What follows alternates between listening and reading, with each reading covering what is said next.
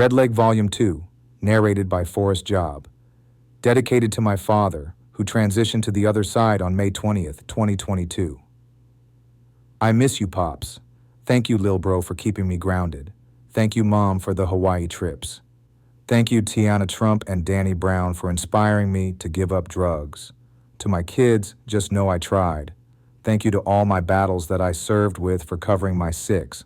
If you're a veteran considering suicide, please call 988 or hit me up for an encouraging word via email. forrestjob2@gmail.com. Be great and enjoy. Fiction. By hook or crook, I'm going to get this fucking story out because I've been sitting on it too long. Every time I'm like, I got the story right in my head, I just got to tell it. We're going to see what happens when I do. The big problem during the writing process of Red Leg Volume 2 is that I'm trying to tell a very linear story, and I'm not a linear storyteller. I'd be going on tangents and shit, I get distracted. That is the essence or vibe that I want to bring to this one. While listening to Red Leg Volume 1, it sounded very robotic. I wrote it on my phone in the Notes app. That process puts limitations on capturing feelings and emotions. I tried to add to it during the editing, but when you talk it out, the depth I was looking for really wasn't there. Well, at least to me. It's still very raw. I just want to add more flavor and some more sauce to the Red Leg series. I'm treating this story like it's Ethiopian jazz.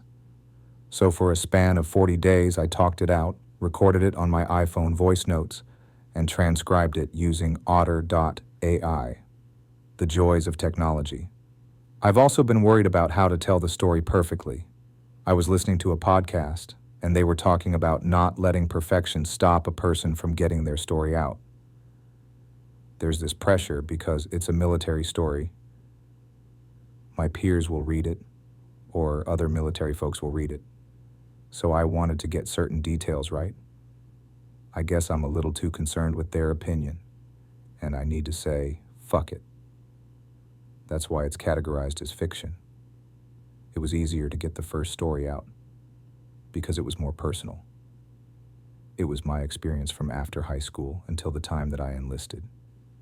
Then there's the fact there's a lot of shit I don't remember. I remember 50% of my life. That's what happens when you've done too many drugs, experienced a lot of trauma, lived a lot of life, and gone to war a couple times. There's a lot about basic training that I absolutely positively do not remember. I know I was there. I experienced it. I think the biggest thing is the fact that I don't remember any of the names for real. I just remember the names of certain individuals. Like I don't even remember the name of my bunkmate, and we spent 15 weeks of our lives together. I do know he was Puerto Rican, and he used to be a janitor before he joined the Army. He had a daughter. I traveled all day. Got to Lawton late at night. My day started super early. That fine-ass black female recruiter picked me up at the ass crack of dawn. I was sad about leaving my babies. Mickey was left to hold down the fort. She had no license, didn't know how to drive, but had to make it work. The Army had to work out, because I didn't have any other options. I got that rejection from the St. Louis Police Department. After I did all the paperwork to go into the Army, the police department had another recruiting drive. I took the test again. Guess it was the last-ditch effort to not go. Joined the Army because I ran out of viable options to pull myself up by my bootstraps out of poverty. First time I went to the recruiting station, I told them I had asthma. Second time around, my breathing was fine. A year and a half of couch surfing is the cure for asthma. Who knew? I quit UPS, got fired from WashU Medical School. ED point. Going back to Barnes was super humbling. Mickey and I being separated again strained our finances even more than they already were. I threw away her sex toys away so she was more likely to fuck me. Dick of familiarity never fails. Pops suggested enlisting. The Army worked out for him. The Army worked out for his dad. So I called up the recruiter when I got to Mama's house. The University City recruiting station wasn't far. I pulled up. Made my recruiter's day. They could get me out of St. Louis in a week and a half. Plus, I'd be getting a $20,000 bonus. $20,000 sounded like a fortune to a nigga that had never made more than $10 an hour. Sign me the fuck up. October 12th. Recruiter picked me up. She dropped me off at MEPS. I took the oath one last time. I swore to support and defend the Constitution against all enemies, foreign and domestic. You can Google the rest of the oath. When you look at it, you read it for real. That old thing, so ain't no punk. It's the tie that binds us service members across all branches, across all the genders, across all the races, across all the socioeconomic statuses. Most of us were poor. Katrina just happened too. That was some wild shit to watch on TV. Before that, the wildest things I saw on TV were 9/11, the O.J. chase, and the shit that went down in Waco, Texas. When you're watching and like, is this really happening? I also watched beheading videos on LimeWire. Those contractors in Iraq were getting snatched up and getting their heads chopped off. Now you see how I could want to do some killing for Uncle Sam? Think I was built for the Army. Maybe not physically or all the way mentally, but definitely psychologically. To go to war and be down to do some inhumane shit, you gotta be at least a tad bit off. I fit the profile. I had been physically abused by my father from the age of 3 to 13. Then add mom emotionally neglecting me. Took all that pain out on my wife. Withheld my presence from my kids. As I make this artlum looking at this video that this chick sent me. She's bent over her bed. Juice from her pussy is dripping. I never felt it.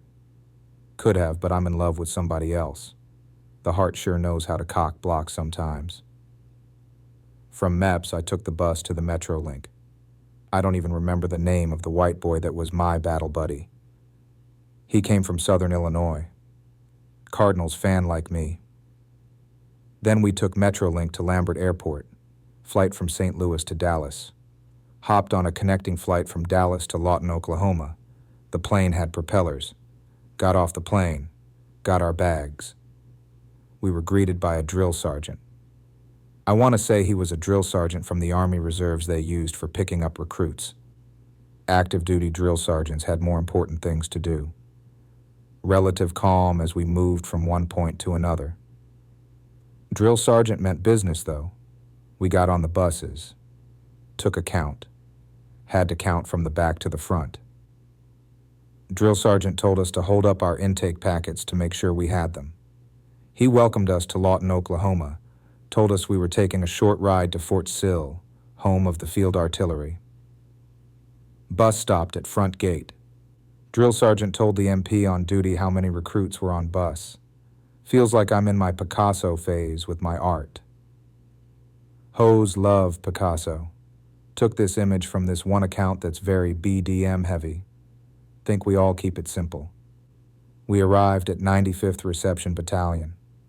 Got off bus. Drill sergeant put us in formation. Things were surprisingly calm. I was expecting a Marine-style greeting on that first night. It smelled like Army. Only people that have been in the Army can really understand that smell. Now that smell is not a smell you can describe. The Army needs to come out with their own fragrance and call it GI for men or Uncle Sam. It has the scent of mission first. From bus classroom. We fill out our Red Cross cards. That's to let the Army know who they needed to call in case of emergency or if a Red Cross message needed to get to us. Next stop, amnesty room. Any contraband that we had was weapons, drugs, candy Playboy magazines. Anything that wasn't on the packing list that would have got you in trouble got thrown in metal bins. No questions asked. If you had it afterwards, that was your ass. Linen, laundry bag, and a set of physical training, PT's uniforms, were put in my hands. My mind went to Shawshank Redemption, or any prison movie where they issue you your linen. Drill sergeant took us to barracks. We had to be quiet so the recruits that had arrived earlier weren't woken up from their sleep. Had to pick out a bunk, shave and bed down quick. 0400 would be coming quick. Shaved with a single blade razor that cut my face. Blood dripped into sink. Made my bunk to the best of my ability. Helped the other recruits clean up. Then went out to formation. Marched over to Chow Hall. Take that back. We really didn't know how to march. Drill sergeants walked us over to Chow. Drill sergeants showed us how to carry trays and carry our cups. We were supposed to hold our cups like hand grenades tight against our chests. Food wasn't bad. Regular breakfast food. Rest of the day we did in-processing stuff. That was like human resources on steroids. Reception? What are you being? An art terrorist and an art villain? Somebody's got to do it. I'll take on that responsibility. My origin story can be that I didn't get selected for the City of Ink anniversary show. You know, the same cast of characters, then, of course, the suggested ones that Maya told people to suggest in the comments. I briefly thought about tagging myself, but that sounded corny in my head. I guess I've got to work harder. So until then, I'm just going to jack people's art and then put my twist on it. This story has so many twists and turns. Try not to overthink it. It's hard not to. While I'm thinking about it, I've got to break up a couple of things. Since they're fresh in my mind, I was reminded that I was in basic training during Kobe's '81 game. It happened in January of 2006 during my advanced individual training, AIT portion of One Station Unit Training, OSUT. The NCAA National Championship game between USC and Texas went down during basic training. I didn't get to see Vince Young running to the end zone in real time. It's kind of cool to think that I learned about the games by word of mouth. Still haven't watched that game. Watched Kobe's '81 game a few times. Watch it for inspiration. Really had to be inspired to make it through basic. Reception is supposed to be like 3 to 5 days. The Army's version of HR. Set up direct deposit. Signed up for a life insurance policy. If I were to die in the line of duty, Mickey would have got $400,000. Then I had to put Mickey and the kids in the Defense Enrollment Eligibility Reporting System, DEERS, so they could get TRICARE.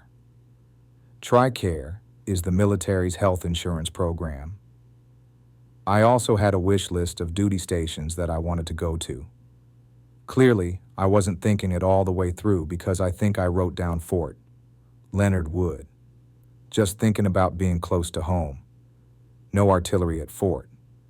Leonard Wood, though. In reception, every day was the same. Got up and ready for chow.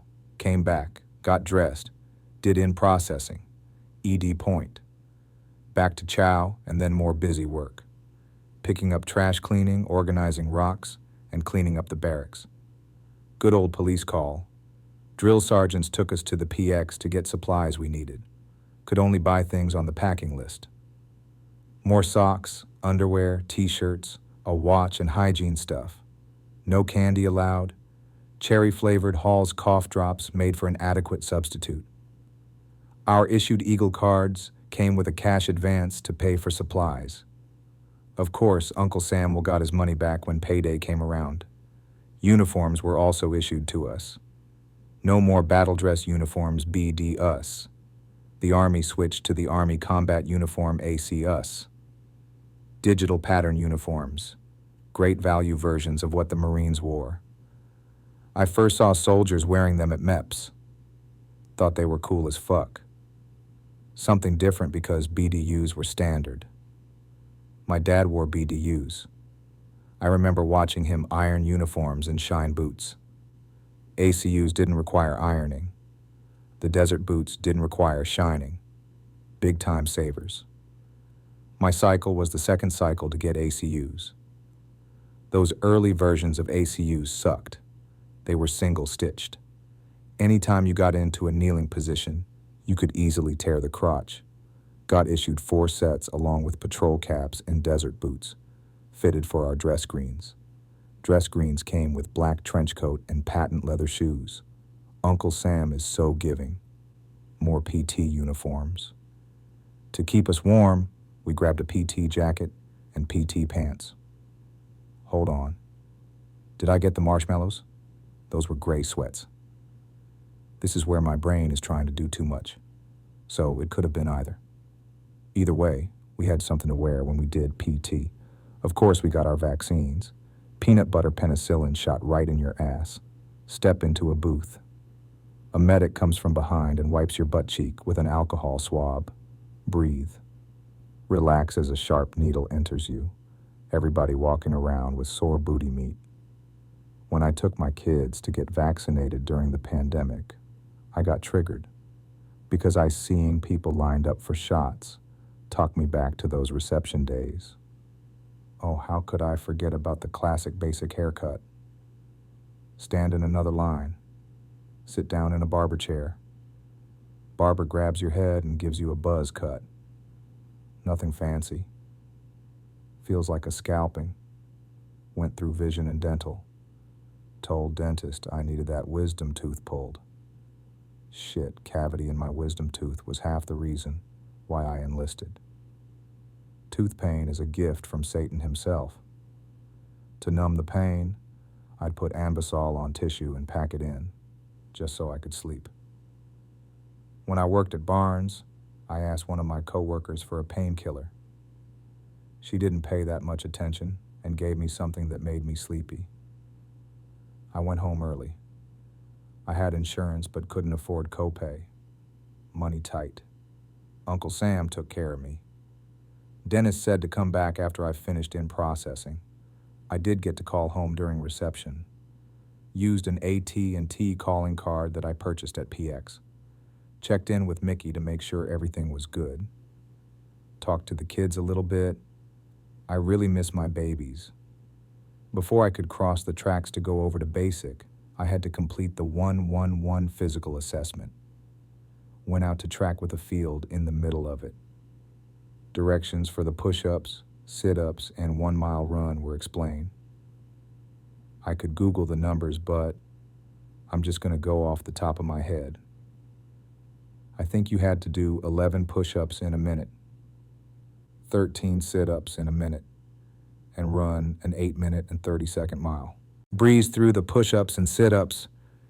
That mile run kicked my ass.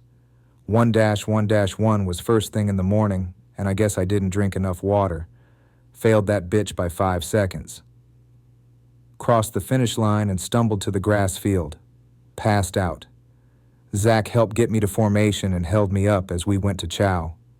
Zach was a white boy. Zach Farrell, shout out to you because you helped me out in the clutch. I was struggling in that chow hall. It was worse than any hangover. Well, right up there with my worst hangover. Felt like shit because I was trying to get the help up out of reception. Had one more chance to take it. If we didn't pass the second time, we were going to get left behind and have to join the Physical Conditioning Unit, PCU, also known as the Pork Chop Unit. All the fat bodies and guys that couldn't pass a PT test were sent there. I wasn't trying to stay any longer than I had to. Farrell, he agreed to be my pacer for the run. This time he was later in the day. Sun beaming. Drank water all day. So much water that my bladder felt like it was going to explode.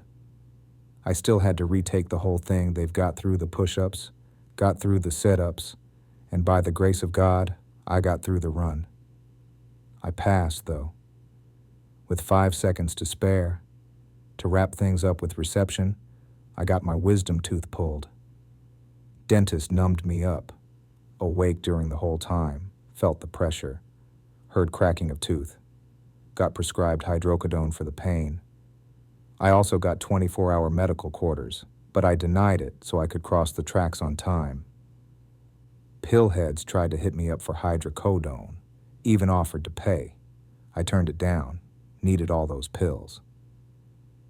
ED Point. Big day came. Time to cross the tracks. Cleaned up barracks. Another group of recruits that were crossing tracks with us got there a couple of days after my group.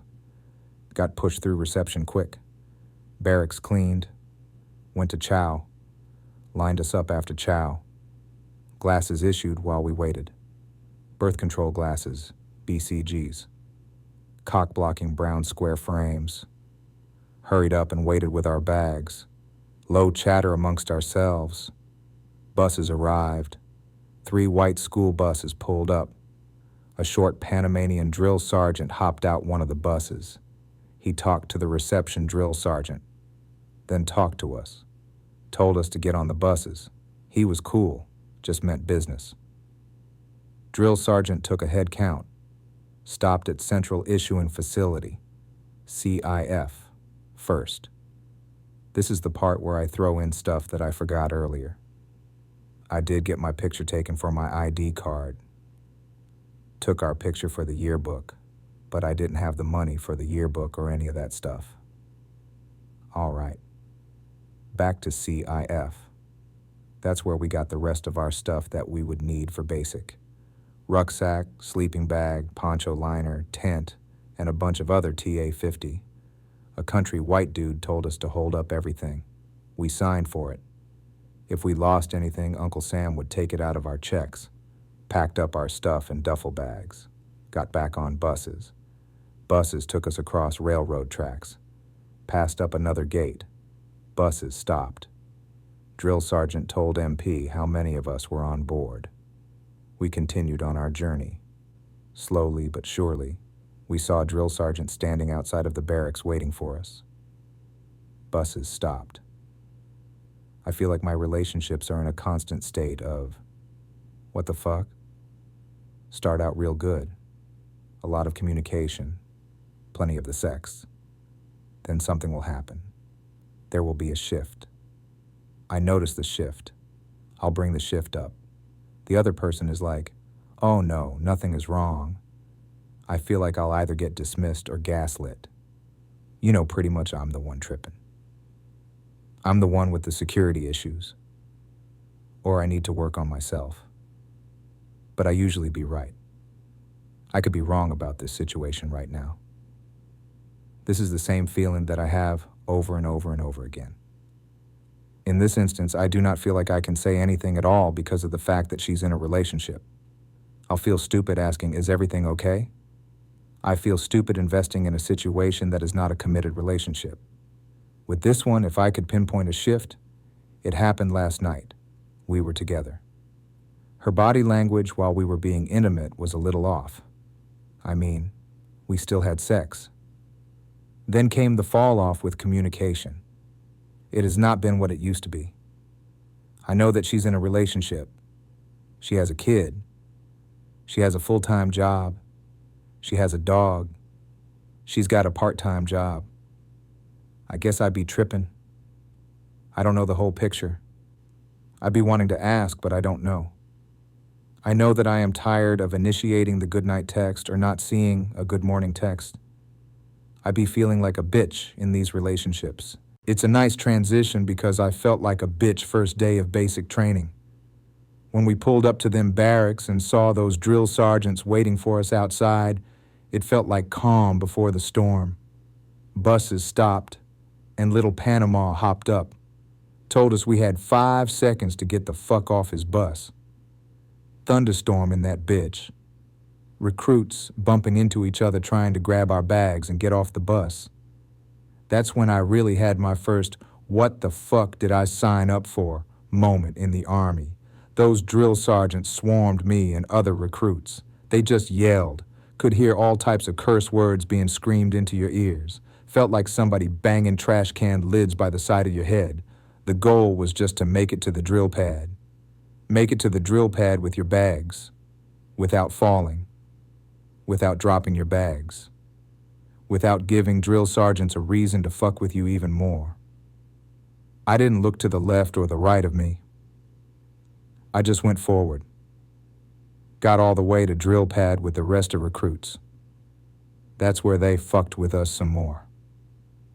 Drill sergeants had us line up our bags. Head drill sergeant introduced himself. Told us that we had arrived to 1st Brigade of the 22nd Field Artillery Battalion. They separated us into different batteries. I got put in Alpha Battery. This is very annoying. I'm doing a thing where I try to go back and think of what happened that day instead of just going through the story. It's not easy at all. I would just love to have a free-flowing conversation. If you want to get a very clear picture of what happened to me on that day, look up basic training shark attacks on YouTube. Don't look up the recent ones. Things have changed. Go back a few years. We stood behind our bags and lifted them up over our heads. Kept them lifted all the way up. You're talking about a 40-pound duffel bag you gotta lift over your head and keep your arms straight. My arms were feeling like noodles. Dropped the bags and lined them up. Head drill sergeant asked the other drill sergeants if we met standard. No, the answer. Paid off our debt in push-ups. This went on for a good 30 minutes. We finally got the bags dressed how they wanted them. Then from there, we were told to go up to the bays. Grabbed bags. Ran up steps bumping into each other. String of my laundry bag twisted around by left ring finger, and I lost feeling in the tip of that finger for a couple of weeks. Made it to Alpha Battery's bay on the top floor. Open bay with bunks and wall lockers lined up on each side. Big open space in the middle with a thick, painted border around it. 3 drill sergeants were waiting for us. This will be another I can't remember moment. I do not remember the name of my drill sergeants, so I've got to come up with names for them. There was Short Black One, so I'm going to call him Short Round. Next to him was a white one that told us that he was a 13 Fox, a fister. Fisters are forward observers in the Army. They call up fire missions. That motherfucker was off. He'd seen a little bit too much war. He lost his voice too, so he was screaming at us in a very hoarse voice. I'll refer to him as Crazy Fist. Then I'll call our head Drill Sergeant White Boy. He was white too. I can't really think of anything else for him. But yeah, they told us to put our bags in our bunks. Fortunately, this time I had the bottom bunk. My bunkmate was a short Puerto Rican dude from the Bronx. He fit the stereotype of Puerto Ricans from New York representing the Bronx. I can't remember his name either. He used to be a janitor before he enlisted, and he had a daughter. Ordered us to toe the line. Didn't have our boots on. We weren't allowed to have boots on in the bay. Towing the line is when you line up on that painted border and your toes are centimeters away from the line. Time to be smoked. More push-ups. Rolled over for flutter kicks. Rolled back over for push-ups. Sweat dripped through uniforms. Every time a drill sergeant entered the bay, you yelled, "A TEs." When I got there, I realized for real that brothas didn't fuck with combat arms. My basic training class was 150 soldiers and 9 of us were black. Sprinkle in some Hispanics and the rest were white. The rest of that day was a blur. Took us to chow. Got in chow hall formation once we got there, quiet the whole time. Not allowed to talk in chow hall. Got our food. No sweets or soda or any fast food allowed. Ate my food in less than 30 seconds. Back to barracks. Drill sergeants showed us how our wall lockers were to be organized. Showed us how to make our beds with the nurses' corners. To close out the night, we took showers. Lined up nut to butt. Really small brown towels around waists. Besides that first shower time, I think the only time I had ever seen another man's ding-a-ling in person was when I was dressing out in high school physical education. Drill sergeant was counting down from 30. Only had time to wash my dick in pits. Once count got to 0, drill sergeant told us to get out. Dried up and dressed. After everybody showered, we towed the line. Drill sergeants inspected our fingernails and toenails. If they were too long, we were ordered to cut them. Drill Sergeant Whiteboy told us to all sit in the kill zone together, like classroom style. That's when it felt like prison.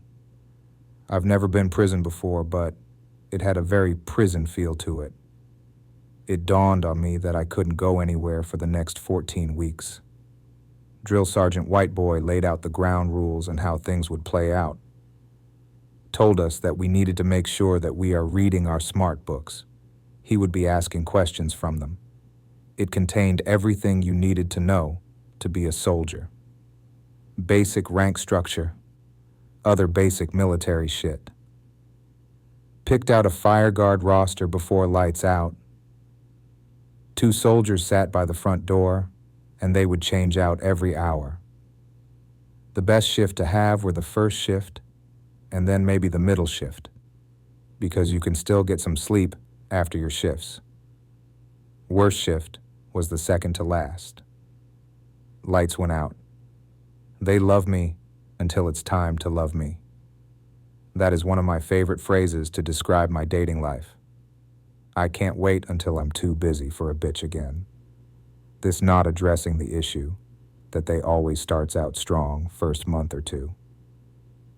Then they'll get busy, and they all don't have the capacity for me. I don't always want to have to initiate the good morning text. I don't want to always have to initiate the conversation. Oh, I missed when we were having deeper conversations what happened. Where was the shift? If I ask about it or bring it up, I'll either be dismissed or I'll be reminded of the fact that they are busy, and that's when I'll get frustrated. I'll be like, bitch, I know. Then I'll feel weird afterwards because if they do comply, then I feel like they're only doing it because I said some shit. If she brings an issue up, I'm expected to change, and in the case of Yana, she heard my podcast and asked, why couldn't you tell me? And that's when I'll just shut the fuck up. So that's what I'm dealing with now. See, I don't even feel like I have the right to say anything because we are not in a relationship. So why have relationship expectations? I do. I would like to have a conversation about it like, hey, how long are we going to keep doing this? Because this is going on month number 5. Yeah, month number 5 of us seeing each other while she still has a boyfriend. Even though I'm not tripping off dude anymore, I am tripping off the fact that there hasn't been any progress or been no talk of future plans. I'm sure somebody will ask, hey, why does it have to go somewhere? I want it to. That's what I want. I would like to be in an official, committed relationship. I would like to pour into one person. I would like to be committed to that person. I would like to take couples trips with that person. I would like to build with that person. Such is life being an artist. I wonder how they'll do my story, my documentary. He was a complicated soul, a talented artist, genius, and all-around creative, but his love life was complicated. Didn't even have a relationship with his children. Another thing that's going to be interesting is how that'll play out. Because at some point, I gotta see them kids again.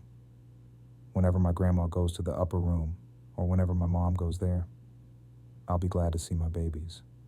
I just want love. Am I asking for too much? The joys of being a creative.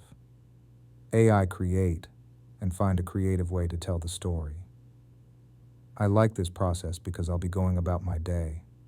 I'm like, oh shit, I forgot to talk about that part of the story. I feel confined by writing. Typing doesn't give the same feel as talking out the story. I do not know how I got through talking about that first day of basic without bringing up one of the most hilarious moments of my whole Army career. Once again, it's times like this when I wish I remembered names, but I do not. On the first day, we were getting smoked. All kinds of push-ups, flutter kicks, V-ups. Can't cheat the V-up. Everything comes to a pause. We're told to stand at attention. A drill sergeant from a different battery brings in one of his soldiers. My drill sergeants and the other drill sergeant talk to each other. Drill sergeant from other battery brings this white soldier to middle of the kill zone. "Hey, Private, tell them what you told me." He stood there and didn't want to say anything. Then the drill sergeant said, "Hey, Private, tell them what you told me." He still didn't want to say anything. "Do you want me to tell them?" White Private shook his head. He yelled out that he was a faggot. 3 times. We're all just standing there sweating. What are we supposed to do with this information?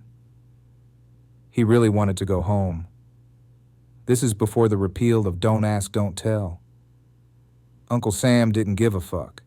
He needed bodies for his war machine. So after White Private told us he was a faggot, his drill sergeant walked him to another battery to relay the information. First day wasn't actually the first official day of basic training. I crossed the tracks on Friday or a Saturday. That was 0 day. Basic wouldn't actually start until that Monday. Drill sergeants had a whole weekend to fuck with us. They smoked us and played more mind games with us. I went to church on Sunday. We took the buses to church.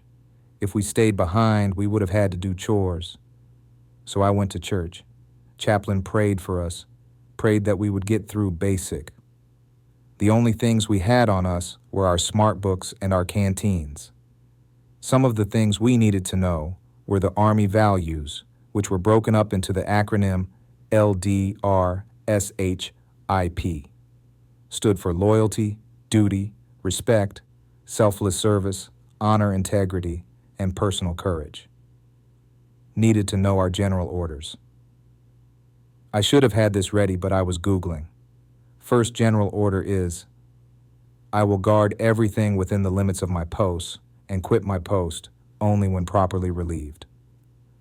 Second general order, I will obey my special orders and perform my duties in our military manner.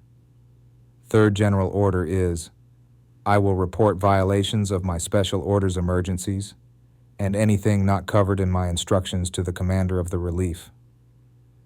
Needed to know or learn the soldier's creed. Before I get to the soldier's creed, got the warrior ethos that was on our special dog tag on our dog tags. And they said, I will place the mission first. I will never accept defeat. I will never quit. I will never leave a fallen comrade. Soldier's creed is, I'm an American soldier. I'm a warrior and a member of a team. I serve the people of the United States and live the Army values. I will always place the mission first. I will never accept defeat. I will never quit. I will never leave a fallen comrade. I am disciplined, physically and mentally tough, trained and proficient in my warrior tasks and drills. I always maintain my arms, my equipment, and myself. I'm an expert and I'm a professional. I stand ready to deploy, engage, and destroy the enemies of the United States of America in close combat. I'm a guardian of freedom and the American way of life. I am an American soldier. We'd repeat that together over and over and over again. We also had to learn the Army song, sang it together, and if we didn't get it right, we'd have to do push-ups. Basic was broken up into red phase, white phase, and blue phase. Black haze was AIT. All the phases were 2 weeks red phase, the worst. 30-second showers. Constant smokings. I'm learning, realizing, and having to remind myself that if this is truly the woman that I say that I love and I want to be with, that I'm going to have to play the long game. I'm going to have to treat it like a marathon. Hen, I don't get things the way that I want them, or don't feel like I get the explanation I deserve. Then I get in my feelings, and that is very annoying. I am hoping and praying that after this wellness retreat, after this ayahuasca experience, that I gain more patience, that I don't get angry or agitated when things aren't going my way. I'm looking forward to this Aya experience. I'm nervous about it, but I'm ready. I want to have breakthroughs. that helped me piece this puzzle together. Put this Rubik's Cube together so I can get up out of my car, driving for Uber, and that I am monetizing my gifts, talents, and abilities so that I can live the life I want. The goal is to empower others to live the life that they want, a life of freedom, to take the trip that they want, to not have to worry about money. I want to be a part of their journey. So let's get back to the journey. When I was recording last night, I felt like I was just winging it, having to do too much thinking. Let me Google these phases. Once again, I constantly remember little bits and pieces that I forgot to talk about. How on that first day, after they had us lifting our bags over our heads and putting them down, we got to make a phone call. Call back home to let family know that we made it to basic safe and would be sending them a letter with our address in the near future. I was assigned to Alpha Battery, 1st Battalion, 22nd Field Artillery, Gator Battery. 7 weeks of basic and 7 weeks of AIT combined together to make up OSUT. I felt like I got scammed by my recruiter. She told me that AIT would be just like college. She didn't say shit about OSUT. Oh shit, I'm stuck there for 14 weeks. Which can be a good or bad thing, depending on how you look at it. OSUT comes with continuity and familiarity. You're with the same guys the whole time. You don't have to learn a new set of drill sergeants. If you fuck up, you might want that change though. I think it's just the combat arms that did OSUT. Basic was 7 weeks when I was in. It is 10 weeks now. Yellow phase has been added to the mix. I'm being a nosy neighbor. Thought I heard a domestic disturbance outside. It's happened before, so I'm not surprised if another one is going down. They have yellow phase and red phase on the Army website. I'll just read out what is involved in each phase, then talk about them individually. Yellow phase starts out with learning the core values, PT, first aid, and Army programs. Red phase is updated with weaponry, combat skills, and an obstacle course. The phases from yellow and red phases were combined in my red phase. Reading the smart book drilled Soldier's Creed, Army Values, Warrior Ethos, basic soldier info into our heads. Every morning we had PT. Bay was cleaned before we left for PT. We went out to the PT field. Drill sergeant stood on a platform in the middle of the field and demonstrated each exercise. PT was lasted an hour. After we returned to barracks, changed for morning chow. From chow we'd train or go to class. Lunch chow. Come back from lunch chow and go to class. Struggle to stay awake to learn about Army programs. One of them, sexual harassment prevention program. We learned first aid and basic combat life skills. I applied my first tourniquet. The sleep monster is tapping on your shoulder the whole time during class. Better not get caught dozing off in class, or you're going to get called out. Push-ups cure drowsiness. I'm just looking on here, and I'm not seeing the gas chamber. All right, do I want to get into the gas chamber now? Nah, give me a second. We were issued fake rifles called rubber ducks. They were rubber rifles that we used for the basic movements of drill and ceremony. Having rubber ducks prepared us for what it would be like to be accountable for the real thing. We were taught the proper way to march. Gonna be jumping around all over the place as I remember stuff. Had to make sure beds were made before we left each day. If anybody left their wall locker unlocked, drill sergeants would just tear up the whole bay. We'd get back, the bay looked like a tornado hit. Had limited time to clean it up. We'd learn to save time. Some of us found the stash of extra linen. Sleep under the extra blanket but on top of your made bed. Saves a lot of time in the morning. Another task for Red Phase was a ruck march to Treadwell tour. Actually, I think we did a ruck march before that one. A rainstorm happened midway through. Rained so much it got cut short.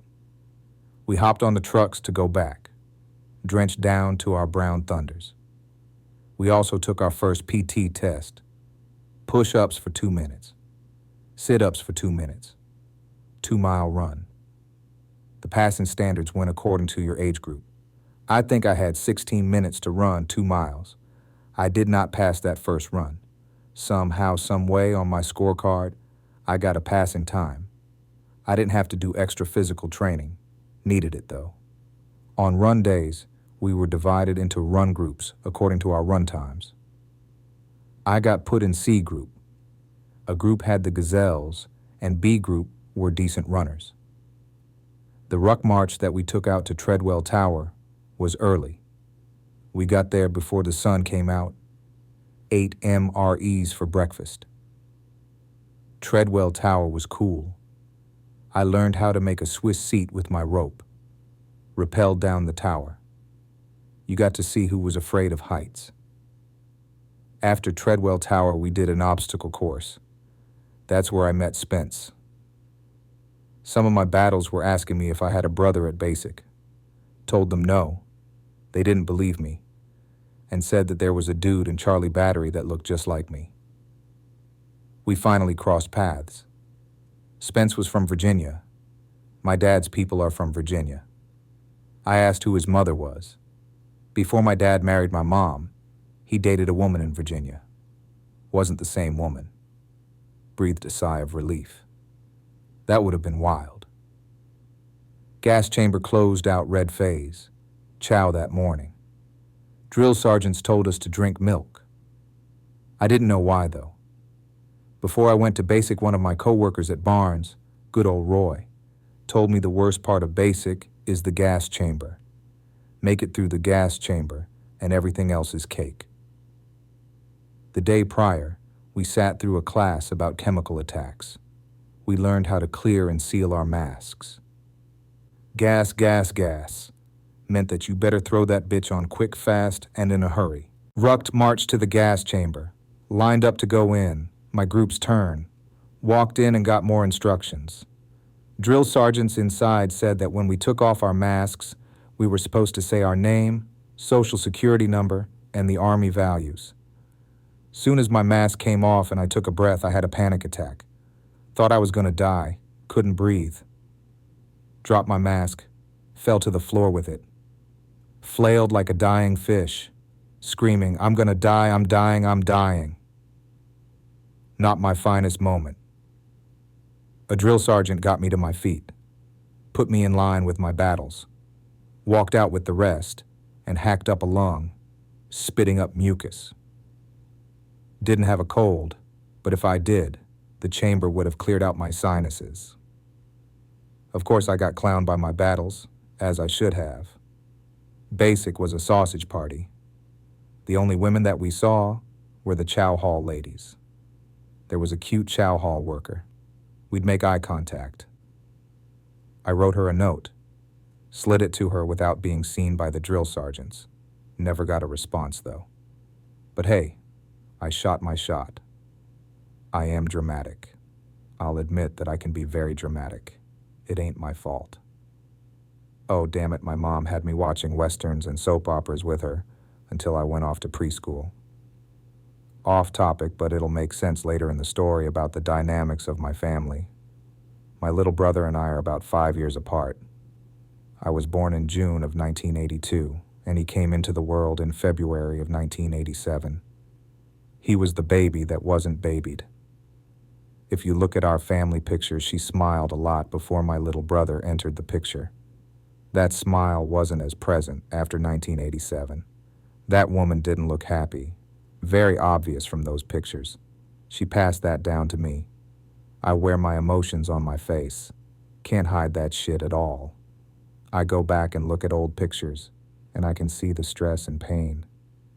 Can tell when I'm happy, when I'm not happy, when I'm somewhere I don't want to be. I can just look right in my face and see what's going on in my life. Looking forward to getting through this basic training shit because it's boring. It's so routine. Get up, clean the bay, make your bed, get dressed, Go to PT formation, do PT, go back up to the bay, change out, go to formation, so you can go to chow, eat chow, and come back. You either train or you're sitting in the class. Then you go to lunch, chow, come back from lunch, chow. Either training or you're in a class. Go to dinner, chow. After dinner, chow. We did drill and ceremony, or the drill sergeants would fuck with us. Shower, mail call, lights out. Go to sleep, get woken up for fire guard. Pull fire guard, go back to sleep. Wake up to do it all over again. The key to getting through basic is staying under the radar, not fucking up too much. Understanding that was a mind game. Fastest way to get up out of there was to graduate. If you wanted to go the extra mile, you could be the platoon guide or senior platoon guide. They were like squad leaders or the battery leaders. Those positions came with being responsible for the rest of us. If we fucked up, they got their asses handed to them. Lots of mass punishment happened in those first few weeks. If one soldier fucked up, we all felt it. Most enjoyable parts about basic were chow, phone time, and mail call. Chow hall ladies were a blessing. They could see the times that we were going through it mentally. A smile from a chow hall lady would brighten up your day. Gave us the, you got this look. My first army check came up short. Uncle Sam didn't account for my dependents. Mickey was counting on that check because it was going to pay the rent. Luckily, our landlord understood. Before I left, we all stayed in the upstairs part of a 2-family flat on the south side of St. Louis. Private rental on Norfolk Avenue. I sure would like to know where I found that place. Scrounged up just enough money to afford it after a year and a half of couch surfing. Evicted from our 2-bedroom apartment on the west side of St. Louis, right on Hamilton and Horton. Getting evicted is humbling as fuck. All your shit is out there on the sidewalk. Mickey's mom took us in for a few months. Had to leave because there were too many people in the house. Then we stayed with Mickey's cousin. Her cousin Lena stayed on the north side of St. Louis. Lena, her husband Ricky, and their 2 kids lived in a 2-family flat on Côte Brillante. Their kids were around the same ages as ours. Too many adults in the house, and eventually things came to a head. Being in that place was stressful, but better than being out on the streets or in a shelter. Our kids were slept in the living room on a couch. Mickey and I slept in a spare room on a mattress on the floor. We could hear the mice and roaches. I put something on their bills while still trying to save for our own place. It all got to be too much. We had to leave. My turn to find us a place. Called my ma. Told her the situation. She asked if we had anywhere else we could go. I'm out of options, my response. My parents weren't going to let us stay there. Mom and Mickey didn't get along. Staying with Ma provided the most peace and stability we had in a long time. Well, until she had to go out of town for a church revival. Didn't want us in the house while she was gone. I looked through the yellow pages to find an affordable motel. Got the 1-person rate. Mickey and the kids hung at her mom's during the day while I was at work. Then I had to sneak them in at night. 4 of us slept in a queen-size bed. Went back to Ma's when she got back. Lived there a few months until I found a place of our own. Probably found it on Craigslist. Ma didn't want us to leave, but it was time. I'll have to visit that place again the next time I'm in St. Louis. When my first Army check came up short, it was such a process to take care of it. My problem had to go up the chain of command. It got corrected, though. E2 salary ain't much, but it was much more than that. $9.50 an hour I made at Barnes. The dynamic of my battery was pretty much nothing but white boys, a few Hispanics, and a handful of blacks. The mulatto in our battery was super weird. Super attention whore. Was on the wrong end of a swirly in the latrine once. We had 1 Native American in our battery. Tiller was a big dude, but he could run. Oh, it's fun telling these stories and remember-bearing people as I go along. like the slim black dude from Mississippi. I was like one of the few people that can understand him. He could run fast, too. Still can't remember the name of my bunkmate, but he was Puerto Rican from the Bronx. Felt good to finally get out of red phase. Flag changed from red to white. M16 rifles were issued to us. We had to make sure those things were everywhere with us. In the bay, they hung from our bunks, muzzles down. Always mindful of muzzle awareness. We were shown how to load, fire, and clear our rifles. Disassembled and reassembled our rifles like a scene out of Forrest Gump. We put the pieces of our rifles on a big white sheet that labeled what each piece was. Learned the 4 fundamentals of marksmanship: steady position, aiming, breathing, and trigger squeeze. We watched TV without our rifles. That's where you lay on the ground in a steady position, and you got your elbows tight underneath you on the ground. Supported your chin with your hands. Elbows didn't feel too good on that hard floor. Drill sergeants taught us hand-to-hand combat skills in the form of grappling. Went out to our first field exercise for bayonet training, pugil stick fighting, and crawling under barbed wire while they fired rounds over our heads. Rucked to our campsite, crossed over a railroad bridge, set up my tent, shared the tent with good old Puerto Rican. I wasn't the greatest at setting up a tent, so thank God for him. Very thankful for his body heat, too. One thing I underestimated was how cold it would get down in Lawton. I thought that since I was going further south, it wasn't going to be that cold. Wrong. October was warm. November, no fun. First field exercise was a cool experience. Bayonet training is very intense. Drill sergeant yelling over the loudspeaker, yelling out, "What's your mission?" We repeated, "To kill, to kill, to kill," without mercy. He repeated it over and over again. Drill sergeant switched it up. "What makes the green grass grow?" Our response, "Blood, blood, bright red blood. Blood, blood, bright red blood."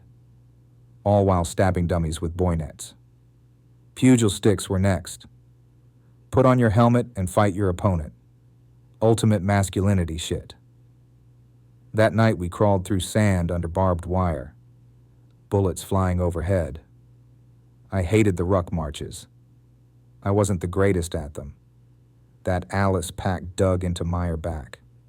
Just had to keep on pushing. One foot in front of the other. Told myself that I was too tired to record, but as I remember stuff, I need to get it out. Some things that were definitely new to me were, of course, the meals ready to eat, MREs. MREs come in brown plastic vacuum-sealed bags. You never wanted to get the veggie omelet. That was the worst MRE in the game. If you got an MRE with candy, you had to turn it in because we weren't allowed to eat candy. Only candy we was eating were cough drops. Getting issued a firearm was new to me. I never held a gun. You weren't supposed to call it a gun, but I never held a rifle in my life up to that point. I never shot anything in my life. Drill sergeants broke it down to us to the lowest level. Taking the weapon apart, putting it back together. Taught us the 4 fundamentals of marksmanship, which are trigger squeeze, sight, picture, breath control, and steady position. When you do it in order, you start with a steady position. Then find your sight picture. Always shoot on the pause of your breath. Shoot at the top or the bottom of the breath. Best to shoot to the top. When you pull the trigger, you squeeze it. You didn't just let it go. Pull it, hold it, and let it go. They taught us the proper way to hold our weapons muzzles face down. Before leaving the range, drill sergeants did a brass and ammo check, stripped out of our gear, and they checked to see if we had any ammunition or brass. Didn't want a full metal jacket incident to happen. The day before we were going into the range, a private from another company shot themselves in the foot. What a way to try to get out of basics. Which reminds me that during reception, somebody did go AWOL. They were from Lawton. He just went back home. A big dummy. The latrines at the ranges and obstacle courses were horrible. The smell from urine troughs burned your nostrils. Latrines out there also had outhouse-style toilets. A fly from the pile of shit tried to fly up your booty hole. It was a bitch to take all your gear off to take a shit. Falk vest, weapon, gas mask. Too much stuff to keep up with while trying to go number 2. These were the days of the mix matched everything. BDU flak vests with ACU uniforms. I got along with everybody for the most part. I didn't try to cause any trouble. I was cool with my bunkmate. The only soldier I really had an issue with was the mulatto. I'm recording this before my ayahuasca retreat. Would be funny if all of the names come to me afterwards, but I do plan on adding to this. I just want to get the first draft done. I was sending my whole checks back home. Yeah, Mickey, you got my whole check. All of it? Good thing all my needs were met at basic. Would have been nice to save my own money, but I had a family to take care of. Had just enough to buy phone cards. Drill sergeants took us to get our haircuts. Or you could get your haircut in the barracks. When we got back from the field, we were allowed to take 3-minute showers. 3-minute showers felt like heaven. Standing there and letting the water roll down your body was one of those simple pleasures. Didn't have to rush to wash your dick and pits. Got to wash my hair thoroughly. I was talking to my integration guide today. She's my integration guide for the ayahuasca retreat. We had a good talk. Talked about my diet. I just got to lay off the Publix cakes and chill on the masturbation. That's going to be tough. Publix is close, but my dick is even closer. My guide is a veteran, too. She had the same MOS as my dad and had got stationed, or at least done training where my dad had trained. Pops didn't talk too much about his Army service. I told my guide that ever since I got out the Army, it's felt like I've been in the midst of an 11-year depression.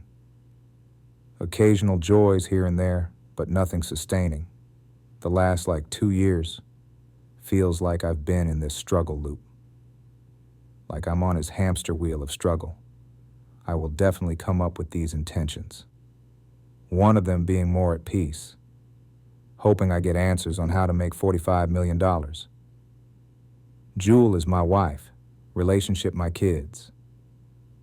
I was telling Dia, my guide, that I had been an artilleryman and how I was a section chief. I wanted that confidence back. Told her that artillery was referred to as the king of battle. She asked me if I wanted her to call me king. It caught me off guard and turned me on at the same time. I jokingly told her that I'd save that for the woman I was dealing with. I would like to be called king by a lover. Thinking about that king treatment put a battery in my back. I didn't know that I needed to hear that. Shit, this relationship here leaves me confused. What I don't feel like is, a lot seems to be a lot for her. I went through that before with Yana. Why do I have to trigger you to get an explanation? It is very frustrating. I'd be confused, and even after I bring it up, oh, nothing is wrong, it's fine. I just had this going on, and that going on, and sorry, okay, is the response. I don't have any leverage.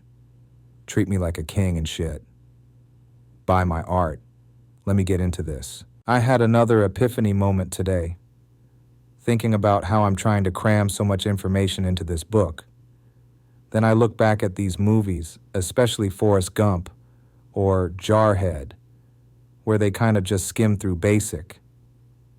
I'm trying to tell everything, and it's like, nah, homie, we just gonna get through this shit. So let's go ahead and get in the blue phase. Had already gone through marksmanship, basic marksmanship. Yeah, marksman expert and sharpshooter. There we go. The marksman is at the bottom. I know we qualified using the pop-ups. Targets come up, shoot them, knock them down. The hardest weeks of basic are the first 3. Then you get into a routine, but there were also times where I thought about quitting. Wrote my recruiter and asked her about switching over to the Air Force. In a nice way, she told me that I better finish, told me that switching wasn't an option. In Blue Phase, there's advanced weaponry. Learn how to fire the .50 caliber, the .240 Bravo, the 2 for 9, and a Mark 19. Got to throw grenades too. Then there was land nav. I was halfway paying attention when they taught us about land navigation. I hung with the white boys during the course. I passed land nav thanks to them. Throughout basic, you've got ruck marches. 3K ruck march was the first one, then a 5K. The final one was 12 miles. I know one of them ruck marches. It was so cold. We took a knee, and you could just see the steam coming off everybody. We ruck marched out to the range. I was so cold. My hands are so cold, I had to make a decision on whether I was going to eat or get my hands warm. By the time I got to the 12-mile ruck march, I got decent at it, like where it didn't suck so much. At the end of the 12-mile ruck march, we arrived at where we were going to set up for our final training exercise. All hands on deck to set up tents. I got into a fight with Mulatto. I think he was talking shit about something regarding my family situation. My dumb ass didn't keep my private life private. Never talk about what's going on back home. There was another black soldier that brought some shit up about it. I didn't fight him though, but there was an instance where our platoon guide slapped the fuck out of old boy. It was hilarious to watch. During the field exercise, we put everything that we learned all together. Went through different combat scenarios. Came back from that field problem. And we went through a changeover ceremony where they gave us the War Ethos dog tag. The ceremony marked our completion of the basic portion of OSUT. This is around December 2005. I went home for Christmas Exodus. Got 2 weeks of leave. Pops drove down with Mickey and the kids to pick me up. When they arrived, I could tell there was a change in Mickey. She was different. She didn't really want to hug me or kiss me or talk to me for real. It was a very quiet ride home. Weird experience. Being back home, I could tell I was different. I visited family. I tried to hang with the kids, but I really wanted to be with Mickey. Mickey was already checked out. She met some dude from Tulsa, Cuttrell Barnes. You know it was serious when I used the whole nigga's name. Mickey told me that she needed to go to Jefferson City with Cuttrell for a medical study. He didn't have his own transportation, so Mickey was going to let him drive our car. I paid the car note, but I didn't feel I could say shit because Mickey was the co-signer and we put $500 down on her credit card. She felt like it was her car too. They were gone all day. I felt guilty about the things I had done to Mickey. Payback for cheating on her and fighting her. It didn't feel right, but it felt like I earned what she was doing to me in return. Mickey didn't fuck me that whole 2 weeks. I tried. Mickey wasn't having it. We didn't sleep in the same room. Mickey teased me. I heard her moans, made me so horny. Wanted to join her so badly. 2 weeks of mental torture. Returned to Fort Sill by bus. I took the Greyhound from St. Louis. Stopped in Tulsa, then on to Lawton. When I got back to Fort Sill, things there felt lighter. The weather was better. Drill sergeants still treated us like we weren't shit, but there was more of a respect factor. I felt the difference between basic and AIT. Not much a difference for Charlie Battery. That was the battery that Spence served in. One of their drill sergeants was a light-skinned dude with green eyes. Never trust a light-skinned dude with light eyes. Drill Sergeant Short Round was the coolest out of all the drill sergeants. The crazy one, there was an incident where we were in formation and somebody just was not getting right. Drill Sergeant Crazy ran over there, fell into a bush, rolled out that motherfucker, and proceeded to tear that private and new asshole with a hoarse voice. Drill sergeants took us to Taco Bell since we were allowed to eat fast food during AIT. All of us occupied the toilet afterwards. We got weekend passes, had to stay on post, could go to the main PX or the library. I mainly went to the library for the internet. I only went to the PX to window shop. All my money was going back home. Needed money. So to make money, I used to make beds for about $25. Pulled extra fire guard shifts for $10. AIT wasn't as boring as basic. Day started with PT. After chow, we'd go to the motor pool and get turned over to our AIT instructors. AIT instructors taught us how to do the job of shooting artillery. At some point, drill sergeants brought us into one big auditorium to tell us our duty stations. They fucked with me at first, told me I was going to Fort. Drum. I was like, oh, hell no. So glad they were joking. Fort Lewis, Washington would be my first duty station.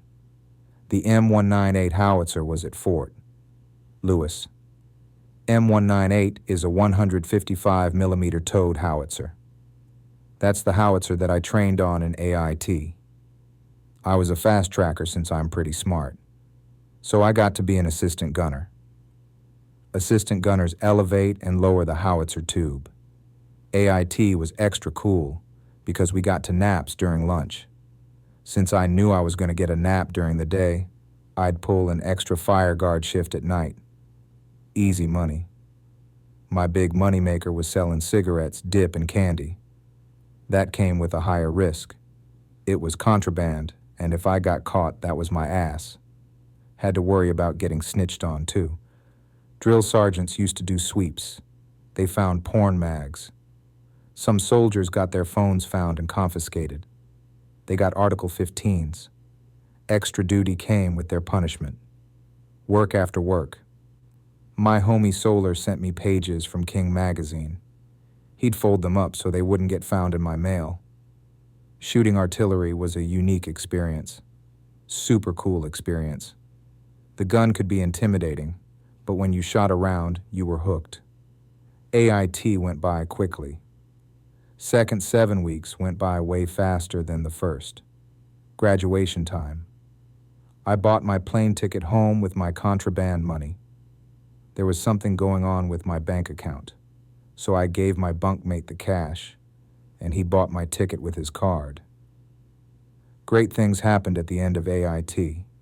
I got a waiver to E3 Private First Class, PFC, and got picked for hometown recruiting. I'd get to go home for 2 weeks and work with a local recruiter. Since I was going to go home instead of going straight to my duty station, I told my parents not to come down for graduation. That was a lonely experience. On Family Day, I hung out with the battles that didn't have family come down. We went on a pass. I passed everything so I could graduate. Passed all of my qualification tests. Passed my PT test. I even moved up to B group. It wasn't hard to pass basic. Uncle Sam needed bodies. Even Private King passed, and he could only do 5 push-ups. I'm over here thinking way too much. Like, should I text her soon, or message or not? Like, I feel like I'm doing the work, and this is fucking annoying. Back to story. Oh yeah, in AIT we got some former Air Force folks that were transferring over as part of the Blue to Green program. They got weekend passes all the time. So I bought contraband off of them to sell. It was a bitch turning in all that TA-50. Had to clean it and make sure it didn't get stolen. The day I left Fort Sill, Oklahoma, my play cousin picked me up. Yeah, the daughter of my dad's best friend. It was her and her one home girl. They were both in the Air Force. Aziza was stationed at Tinker Air Force Base. One of the drill sergeants was trying to flirt with Aziza. I wanted to fuck her friend, but I didn't make a move. We got to Tinker. I dropped off my bags. Then we stopped at the Class 6 before going to a club in town. I didn't have civilian clothes. So I went to the club with my dress green shirt, my dress uniform slacks, and my patent leather shoes. They stood out like a sore thumb. Early that next morning, Aziza took me to the Oklahoma City airport. I flew back to St. Louis to enjoy 2 weeks of hometown recruiting. Did comedy earlier. The best time to record is after I do comedy because I don't be giving a fuck. I was going to take a break from comedy for the month. And then I got the news that I will not be going to Peru for the ayahuasca retreat. One of the representatives called me. I was doing Uber when she gave me the news that there was concern about my bipolar diagnosis. So I was like, let me process this. Took care of the Uber ride, and then I called her back. Pretty much because of the bipolar diagnosis, the people actually doing the ceremony down there in Peru, they were like, no, and made me wonder, like, how many people just don't know they have it. It would have been interesting to hear the conversation that went on behind the scenes. I was feeling down about it. I'm trying to get better. You know, I don't want to be stressed out over little shit or like stressed out to the point in my romantic relationships when it comes to me thinking I'm getting abandoned and shit. I just want to be at peace. She offered an opportunity to go to Mexico in March to do a psilocybin retreat. There's also a possibility that I can do DMT as well. That made my ears perk. I'd done shrooms before, but never DMT. There will also be a 60 Minutes film crew. I have an opportunity to tell my story to them. Jewel, the young lady that I reconnected with and have been dating. Let me back it up. I got triggered because I felt the communication was dwindling. That's how it ended the first time. The first time we were together, it was long distance. Trying to make it work and trying to be in an open relationship wasn't working. I was being selfish. I wanted to keep fucking Amber in Houston. After I suggested we close it, I suggested that we open it back up so I could fuck Amber. Then my dumb ass sent a video of me and Amber fucking to Jewel. Just blame it on drugs. Nah, I take ownership of that shit. I wonder why I did that though. Probably for attention.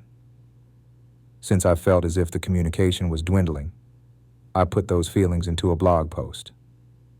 Got a text from Jewel that read, I saw your blog and you can tell me how you feel. So I did. Told her what caused me to be triggered.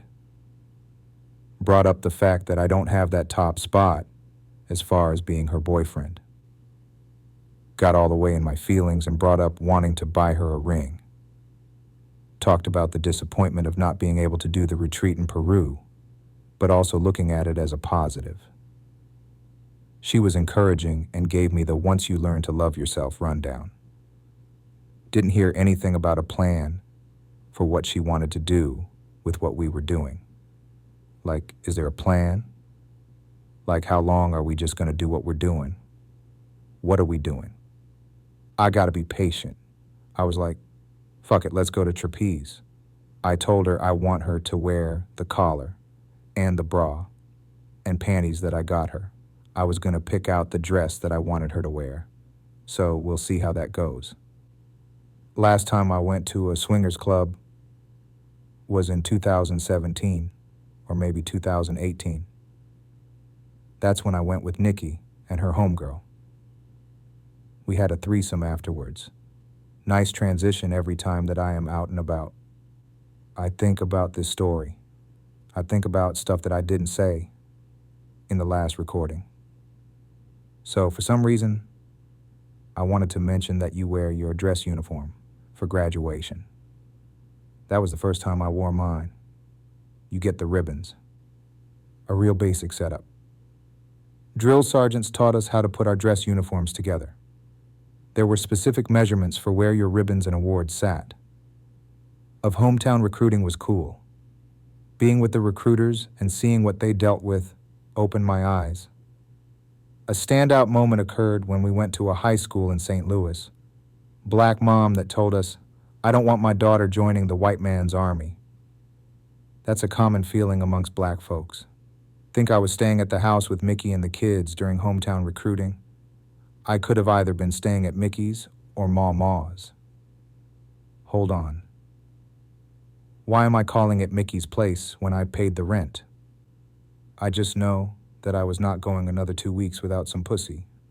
Hit up Cat Lady. I met her a few years prior.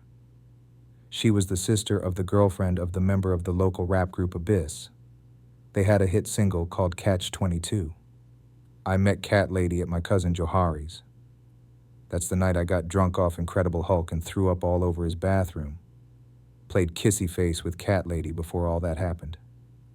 I'd been over her place before I left for basic. Before the eviction. On that first visit, I took a bus from the west side to North County. She lived with her parents. We didn't have sex that time. I'm trying to edit, but Tamika's titties are distracting me. Nothing like getting nudes to brighten up your day. Trying to stroke my dick while editing is not an easy task. I met her on Field, a dating app for the free-spirited folks. Hopefully a threesome happens in the near future. Tamika told me that her husband wants to suck my dick while I eat her out. I'm gonna nut in that nigga's mouth and make Tamika kiss him. Focus, nigga. Focus. Cat Lady still lived in her parents' house. She took me down to her room in the basement. We watched Queen of the Damned, then fucked. One of her cats tried to claw my leg.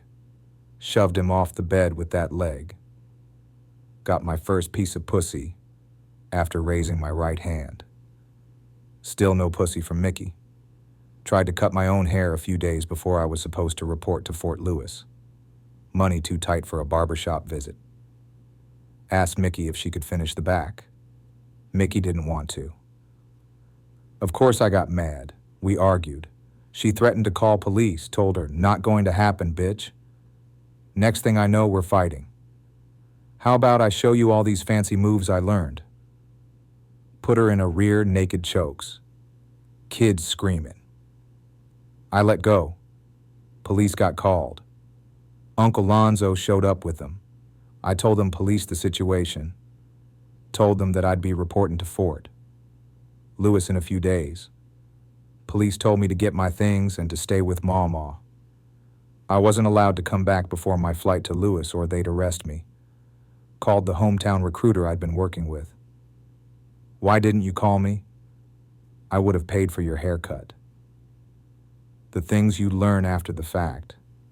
St. Louis to Seattle. Left kids again. I love my kids, but I really wasn't present in their lives. Even when I was physically present, not much mental presence existed. So caught up with Mickey. Stressing over Mickey. There used to be times I used to get so pissed off by her that I threw my phone against the wall. Flew from St. Louis to Seattle. I wore my dress uniform on the plane. Arrived at SeaTac Airport. Didn't know how I was supposed to get to Fort Lewis. I guess in hindsight, I could have gone to the USO. At baggage claim, there was this white lady with her stepdaughter. She must have seen the lost look on my face. "Hey, are you going to Lewis?" "Yes," my response. White lady said that she was headed that way and offered me a ride. White lady seemed safe enough. Told me her stepdaughter had been spending time with her biological mother. White lady's husband was stationed at Lewis, grabbed my bags, and followed her to the parking deck. Seeing Mount Rainier blew my mind. Big, beautiful volcano. Seattle provided beautiful views. For the first time in a long time, I felt free. Walked my dog, Lil Thelma, this morning. Thought I heard a scream. Thought my ears were deceiving me. Said to myself, if that was a scream, I know exactly where and who it is coming from.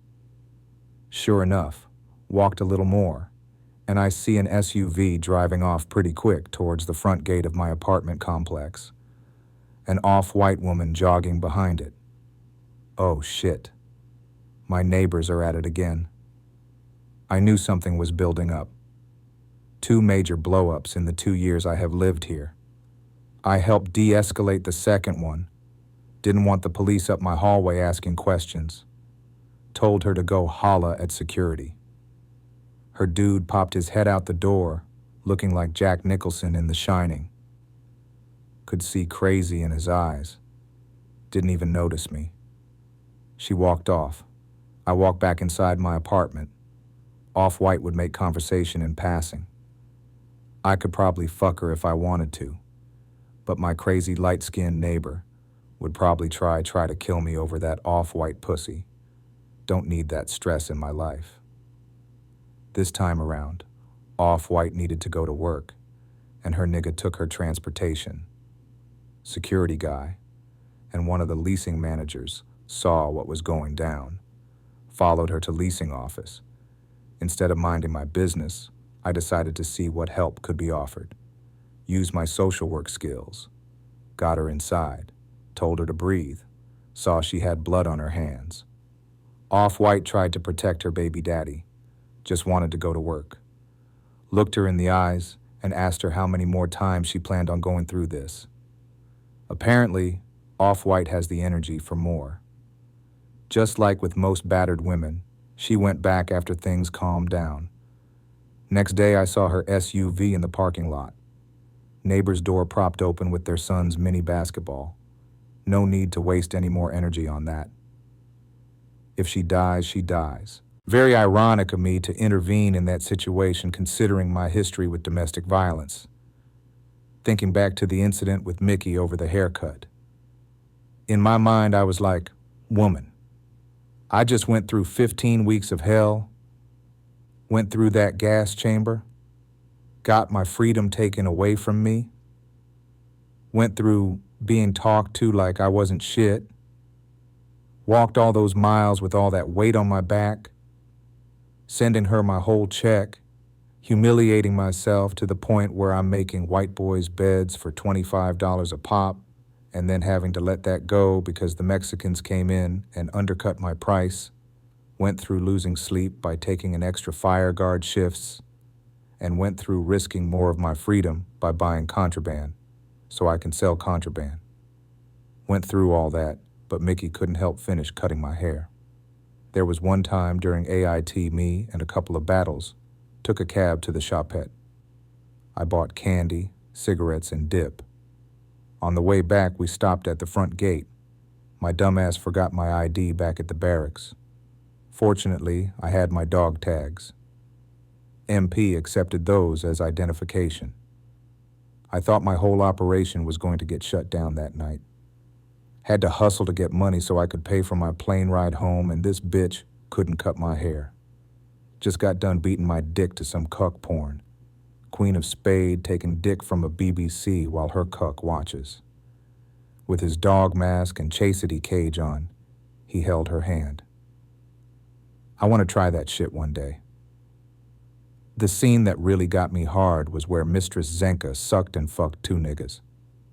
Her cuck stood in the corner listening to screams. Closest I came to something like that is when Cicely sucked my dick while her husband was inside her. Let me bust this nut so I can get back to editing. Now I love my baby mama because she had my babies, and I used to risk my life going to the north side to see her. Got my ass beat by her daddy and still went back. That's how you know how fire pussy and puppy love was. I took it pretty easy on her in the last book. I pretty much made an effort to paint myself as more of the villain. In a way I was, but at the same time, that woman used to trigger the fuck out of me.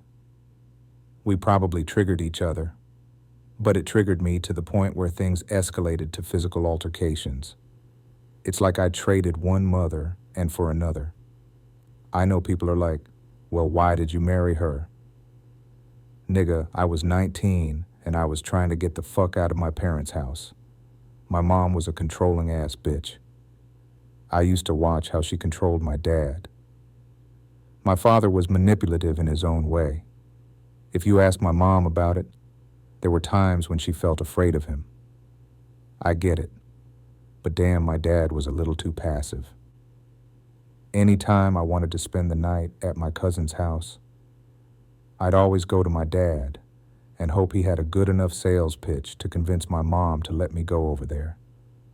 Took me a while to understand how much her baby brother dying in a car accident affected how she raised boys. All that control came from fear. I reminded her a lot of my uncle. Flunked out of college around the same age he was when he died. Mom put me on punishment when I flunked out of Mizzou. Little brother snitched on me anytime I broke curfew. Once you get a taste of freedom, freedom is all you can think about. I know it broke my mom's heart when I left that house.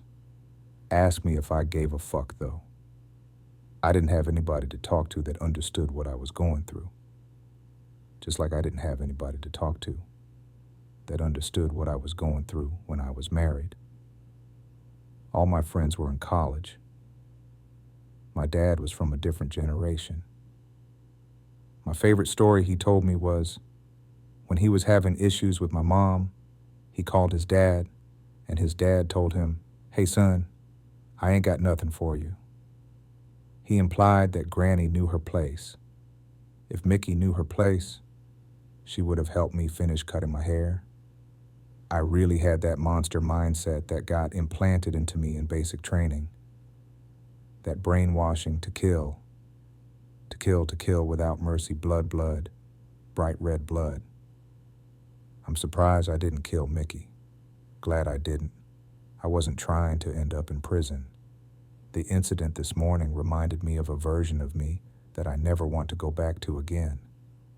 I just want to live a peaceful ass life. I have to carry the weight of what I did to Mickey and what I did to her in front of my kids. My actions affected my babies. I wasn't present even when I was around. I mean, how the fuck did you expect me to be present? Joined the army because it was a last resort. My life was not going the way I had thought it would have when I was interning at Arthur Anderson.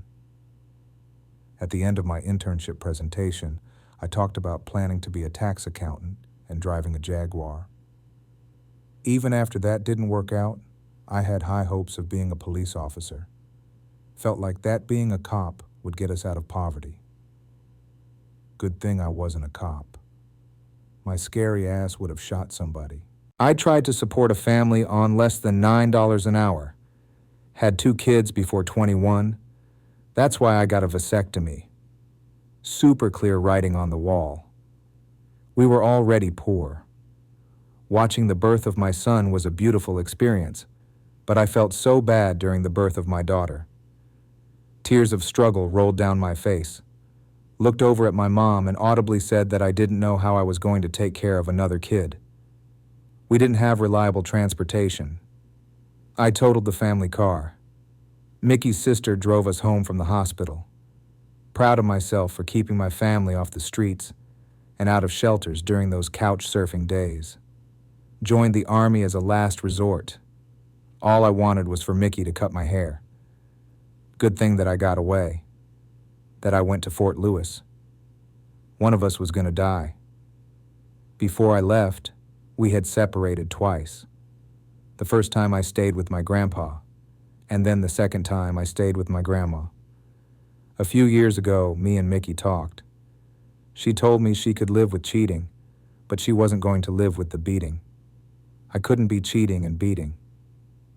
Mickey also told me that she didn't like my portrayal of her in the last book. I needed to get the book out. I kind of wanted to ask her questions to fill in the blanks, but I didn't want to tip her off, and I didn't want her influencing my writing process. I also didn't know what story she sold to her husband. Lewis was a godsend.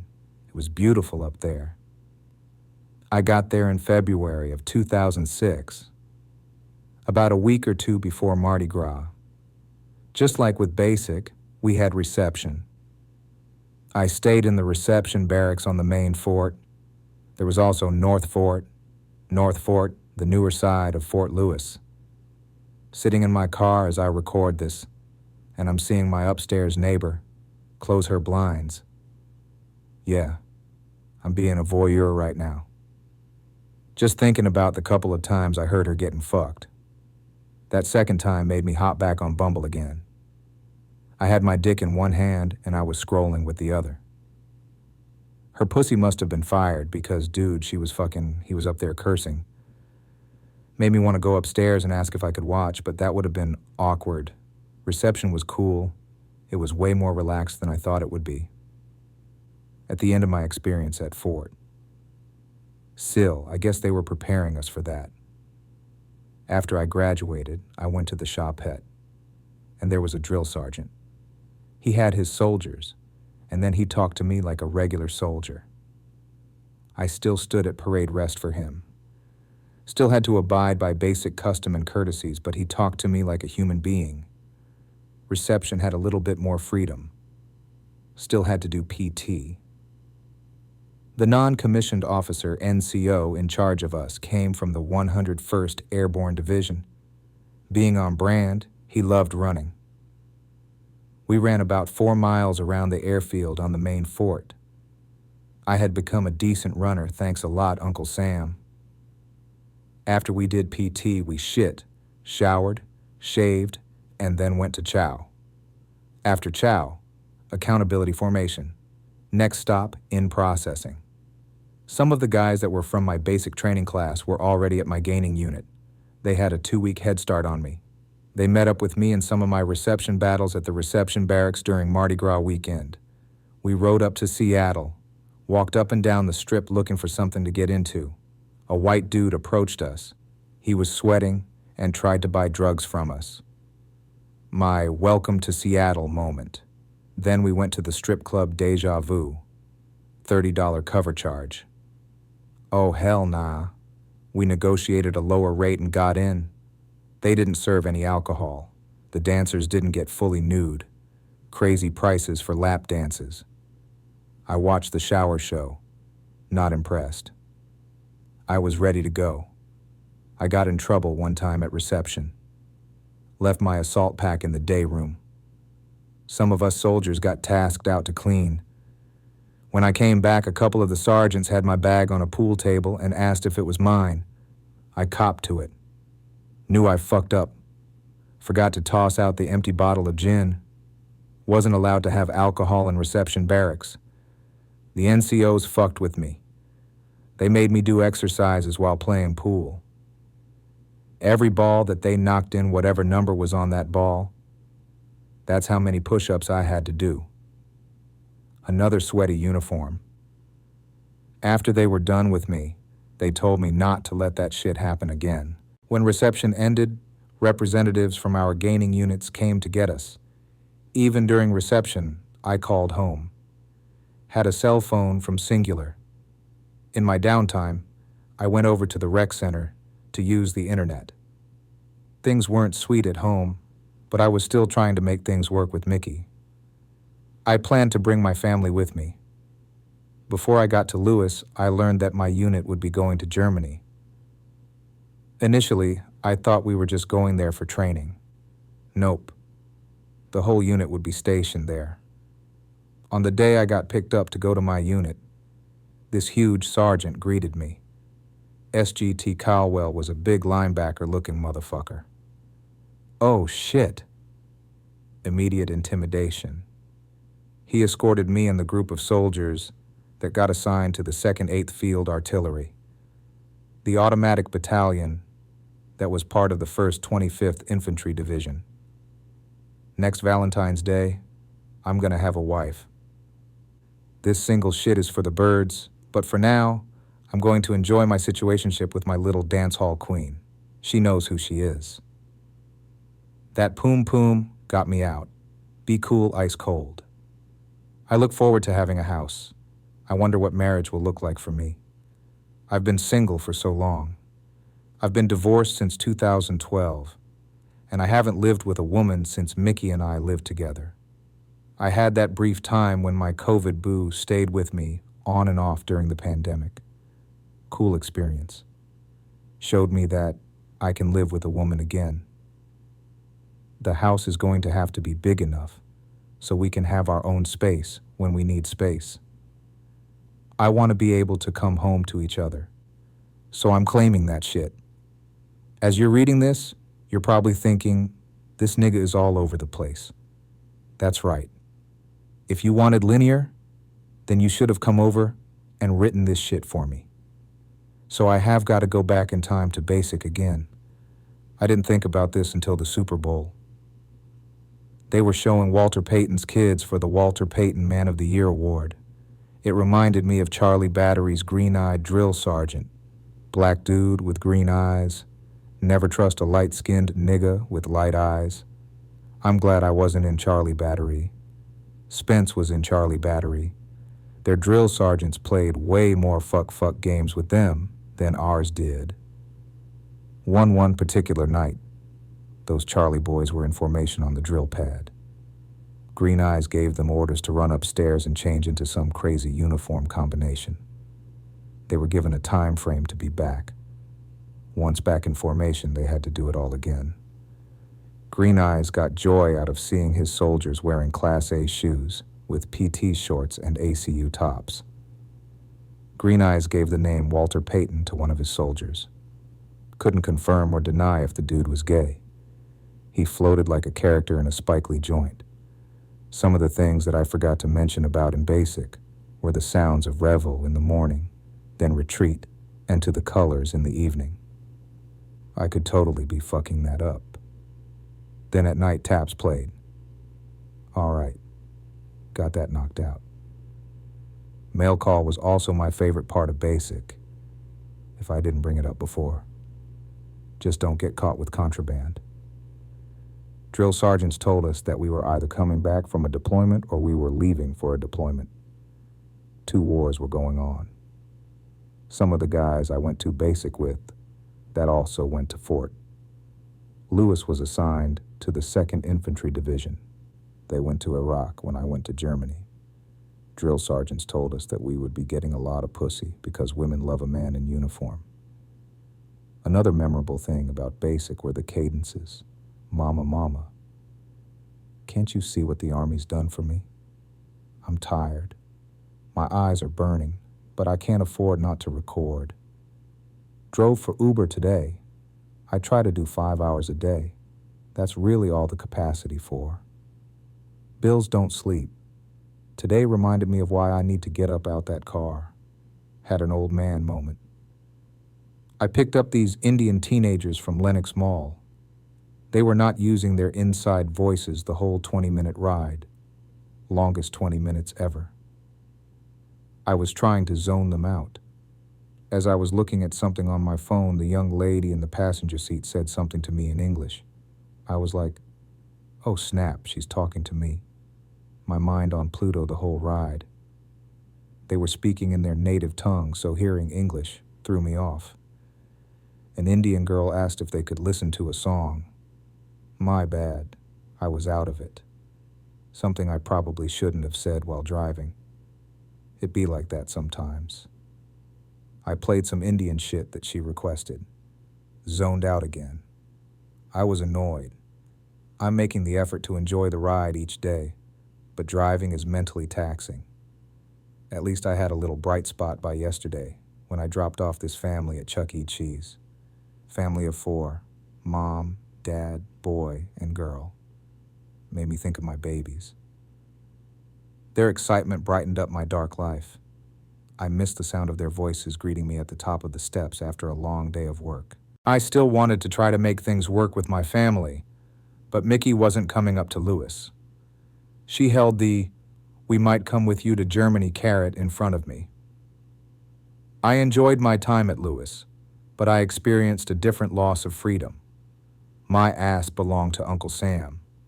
Since I lived in the barracks, I had to wake up early enough to help clean before I went to PT. After that, breakfast, then get dressed, get ready for first formation. After the first formation, we trained, then went to lunch chow. After lunch chow, we trained again up until about 17 or 1800, thinking back to the other times I lost my freedom. The scariest of those times was when Teddy beat my ass and handcuffed me. That nigga still don't like me. If I operated by a different code, I would have brought the heat to him. But I wasn't about that life. I wonder why he felt the need to do that shit. Why did he feel the need to physically assault a 19-year-old kid and handcuff him? I know he had daughters to protect, but he had to understand that the game was the game. He fucked somebody else's daughter and eventually got her pregnant. So we had to know that was going to happen with his daughters. At some point, it is going to happen to my daughter. I was terrified sitting on that floor, handcuffed. The cuffs, were digging into my wrist. Very grateful that my uncle was on the police force. I got more favor than I should have with him being a cop. Too bad I didn't get any favor when I got arrested that first time. That's another situation where I was fortunate to have been light-skinned. Had my skin been darker, that police interaction could have gone way differently. Another situation where a cop should have seen a scared 19-year-old kid. I guess he felt like he had to teach me a lesson. Never really felt free. I went from living under the roof of oppressive parents.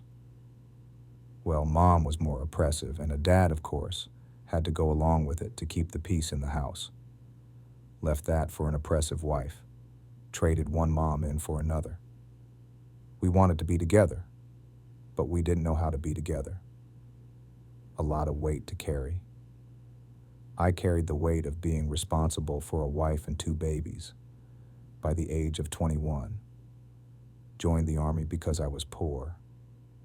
All that duty honor country shit came later. Then went from an oppressive life of poverty to Army life. After the Army, I felt like I was oppressed by my PTSD and the struggle of trying to figure out my life after the Army. Now I feel like I'm trapped in this hamster wheel of struggle. After my dad died, I got insurance money that I split with my brother and Mom. Had enough to pay off all my credit card debt. I decided to quit Uber and go all in on comedy and art. I thought that if I just created, and showed off my talent, that would be enough. Wrong. That's why I was disappointed when I couldn't go on the ayahuasca retreat. I thought I would get a lot of answers that I needed to break out of this trap. I am thankful for Uncle Sam. I didn't feel like a man before I joined the Army. Basic training was the manhood training that I needed. I was watching Roots, and it was cool to see them have manhood training. Where else are you supposed to go to learn how to be a man? How are you supposed to learn how to be a man? Your dad only shows and tells you so much. Doesn't really get into the nitty-gritty of it. A lot of the things won't make sense until you're a man yourself. I went through another CIF at Lewis and got the TA-50 that I need to be a soldier in the regular Army. This was still transition time. So even though I had ACU uniforms and desert boots, I'd have a BDU flak vest and BDU or assault pack. Just mismatch everything. At least I got the Molly rucksack, which is way better than Alice. I rucked away better with a Molly. I got to Lewis 2 weeks after some of my peers, so I missed the 12-mile ruck march that they had to qualify for air assault school course. Probably would have flunked out anyways. I never learned how to climb a rope. I'm sure somebody would have taught me how before I went to school because I would have brought it up. My first leave and earning statement, LES, in the regular Army was wrong again. Uncle Sam paid me as an E2. I was under the impression that I got promoted when I finished OSUT. I let my chief know. He sent me to finance and the paperwork got squared away. I still was sending pretty much my whole check back to Mickey. Really didn't need much myself. Because I was living in the barracks, I ate at the chow hall. Spent most of my time in the barracks. I'd tag along with other soldiers, but I did spend a good portion of my time in the barracks. Broke and didn't have my car. I jumped at the opportunity to tag along with some of my battles from basic to go see our homies over 2ID on a separate part of Lewis. We hung out with them in their barracks. I wonder how they really felt about going to Iraq so soon after getting out of basic. A trip to Iraq or Afghanistan would eventually happen for me, but not as quick. PT is way more intense after basic. We ran almost 20 miles a week. 4 to 5 miles on Monday, about the same on Wednesday, and a 4-mile battery run on Friday. Maybe a couple of miles in between on the strength and conditioning days. My battery was close to the 75th Ranger Battalion, so Chief Rob loved running us up and down Ranger Hill. My section would also run through one of the obstacle courses. Everything was about competition. My battery had a cool group of characters, most memorable being SGT Stalling, aka Stunna. Black dude from Miami with a gold tooth. He put us on to the Jam Pony Express DJ. That's all he played in the barracks. I finally got the first half of my enlistment bonus, $7,000 after taxes. The other half would be broken up over the remainder of my contract. Sent some to Mickey, caught up on bills, bought a stereo, PlayStation, and a TV. I spent a good portion of it. Mickey bought a stereo system, a PlayStation, and a TV unknown speaker, 3824, caught up on bills. I couldn't tell you what I'd do with the rest of that money. Did get NCAA football, though. Having that game made me feel cool. Soldiers and NCOs would come over to play during lunch. Stunna was a regular. He played with Miami, of course. Us new privates looked up to the soldiers in our unit that already went to Iraq. They were cool to us. That deployment took a mental toll on them that they never talked about. A sergeant from headquarters battery killed himself. Black dude with a family lost the war in his head. Went to his memorial service. Everybody was stone-faced until final roll call and taps. I didn't know dude, so I didn't cry, but I could feel pain in the air. If you ever want to see some grown men shed tears, go to a military memorial service. During the final roll call, the names of the soldiers in the platoon. Each soldier responds with, "Here, First Sergeant." Then they get to the name of the fallen soldier. No response. That soldier's full name is repeated. No response. Tap starts playing. After the memorial service, we had a formation outside of the barracks. My smoke told us we had to keep it moving. We kept it moving.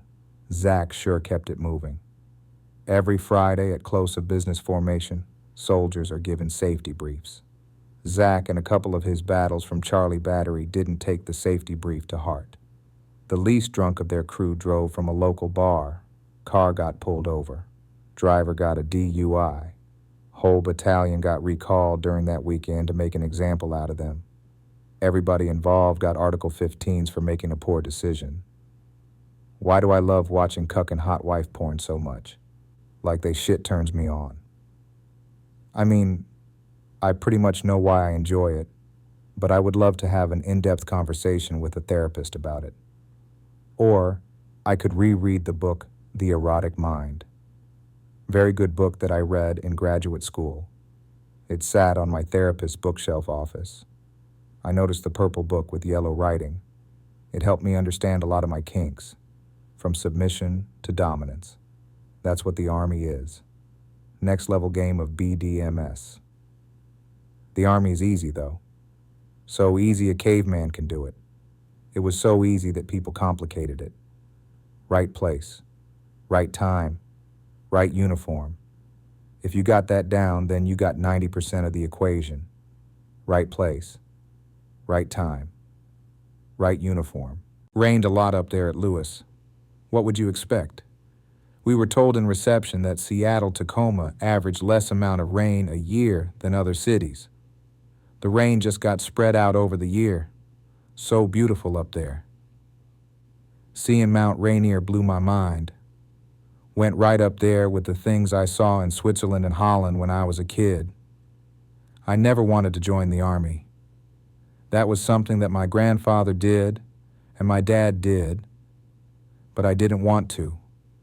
But I most likely was destined to. The Army was very familiar to me, from the smells to how things operated. I guess since it was a big part of my life from the age of 3 or 4 up until around 10 or 11.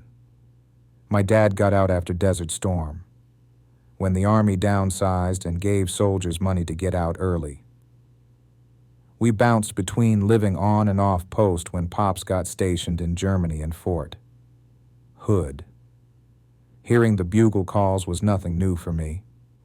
Even though we were at Hood during Desert Shield and Desert Storm, my dad's unit didn't get deployed.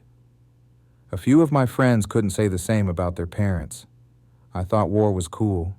I even collected military cards that were like basketball cards or baseball cards. General Schwarzkopf and General Colin Powell had their own cards.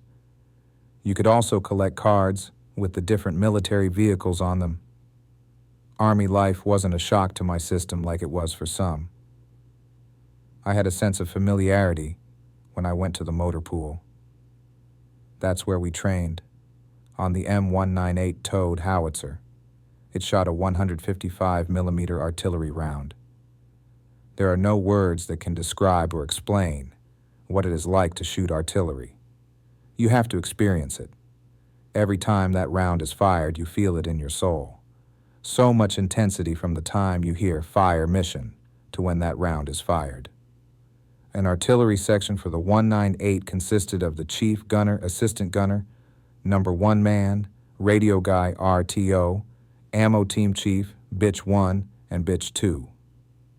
Bitch 1 and 2 carried the loading tray so number 1 man could ram round into the tube with ramming staff. I was the assistant gunner. I had to elevate and lower the tube. Chief Rob used to fuck with me. Made me crank that bitch up all the way up to max elevation, then crank that bitch down to minimum elevation. Over and over and over and over again until my arm went limp. I had a smart mouth, so I got smoked a lot. Rome and I would get smoked together. While doing push-ups, I'd yell out, "You can't smoke a rock, Chief." Good times, man. I wouldn't do it again, but I miss the Army so fucking much. The camaraderie, the respect, the discipline, and the pride every time I put on my uniform. It felt like I was supposed to be doing. I don't miss all the bullshit, though, especially getting rained on. Since I was in a light unit, we didn't spend a lot of time in the motor pool. All the hard work came while out in the field. If you're in a heavy mechanized unit, you will be putting in a lot of work in the motor pool and chilling in the field. I had to go through driver's training. I had to learn how to drive an LMTV and a Humvee. Got my military license. Trying to back up an LMTV with a howitzer attached is a bitch. Having a ground guide that knew what they were doing made it easier. Learned how to do 10-level maintenance on military vehicles. Army life was cool and I enjoyed it. Alpha Battery got a new first sergeant. First Sergeant Dotson came to our unit from Germany with a few other soldiers that were part of the Big Red 1 1st Infantry Division. They were trying to go right back to Germany. We got 3 more black NCOs, Miller, Green, and Gyamphy. Green used to cut my hair. I didn't like going to the barber shop at the PX, so it was clutch to find a black dude cutting hair in the barracks. Alpha also got more soldiers out of basic. The new booties got themselves caught up right off the bat. During PT formation, Moore, Daniels, and this big tall motherfucker got drunk the night before. Reveille played and Gunny Lopez asked the tall private, "So are you gonna salute the flag, guy?" For the life of me, I wish I could remember this big tall motherfucker's name. He stumbled out of formation and into a bush and then ran up into the barracks to go throw up. Moore was in my section. Chief Rob smoked the fuck out of him. I wanted my family back, but I was operating like a single soldier. Met this one bitch off of MySpace. She lived in Lacey and didn't have a car. I didn't have my car either, so I rented one. The main PX had a rental car office. Just needed it for 24 hours. Lacey was about 20 minutes south of Tacoma. I picked the chick up and brought her back to post. She was bigger in person than in her pics, but still cute. I'd already committed at that point. Took her to the PX, then we went back to the barracks. Gregory was on CQ duty. He fucked with me about the fact that she was a big girl. Very ironic of him considering that his wife had some size to her. I wish I could remember why we didn't stay in my barracks. Maybe I couldn't have overnight guests at the time. Well, maybe I could have. Shit, I don't know. So we went back to her place. Fucked her on the couch. I think I wore a condom but might have taken it off like a dummy. I'm pretty sure I didn't talk to her again after that night.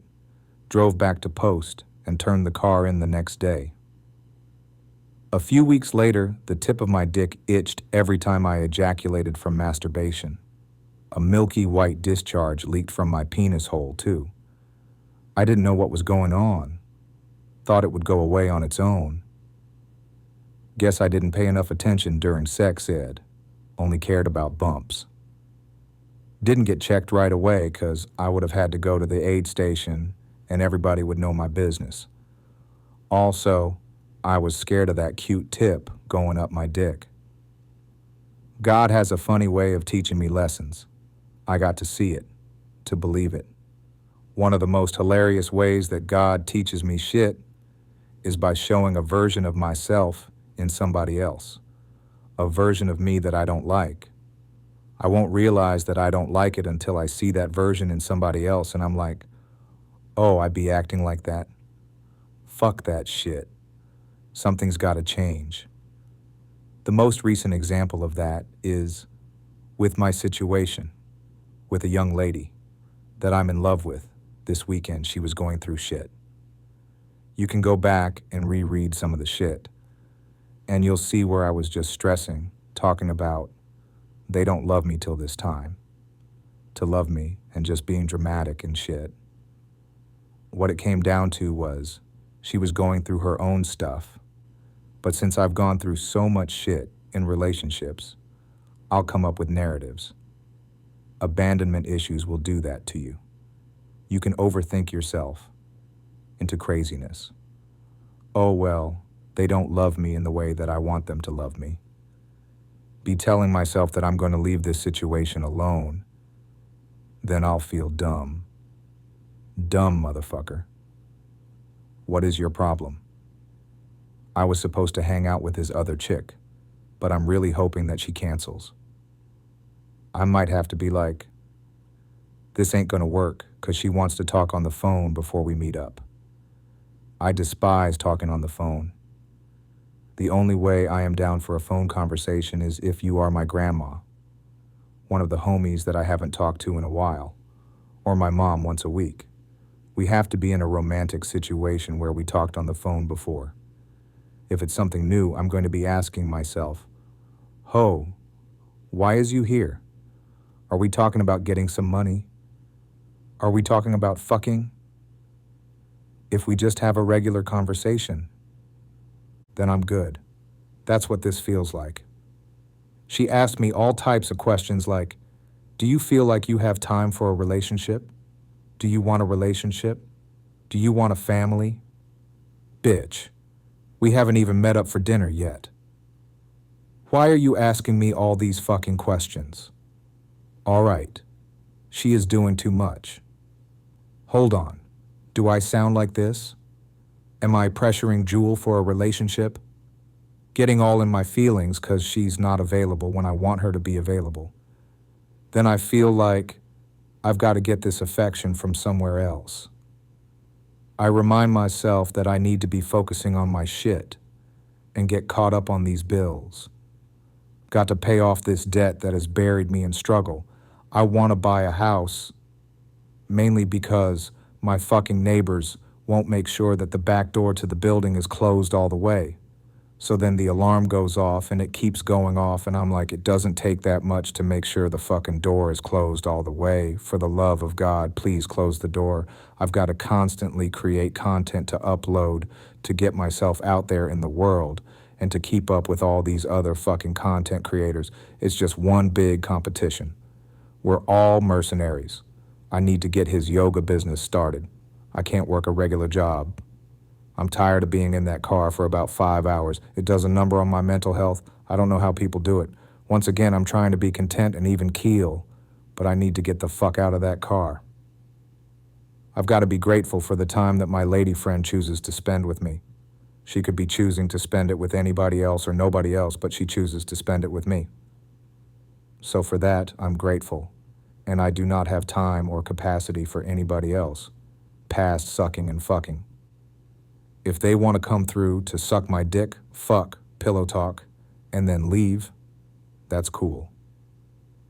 I would rather be investing that time and energy with Jewel. If you're reading this book, please pass it along to somebody with some deep pockets. Tell them that they'd be investing in a very talented artist that was a decorated war veteran. Not too many of us around. America isn't involved in any major wars right now.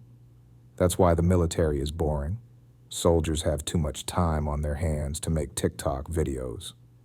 Not like when I was in, when there were 2 whole wars going on. All we were doing was preparing and training to deploy.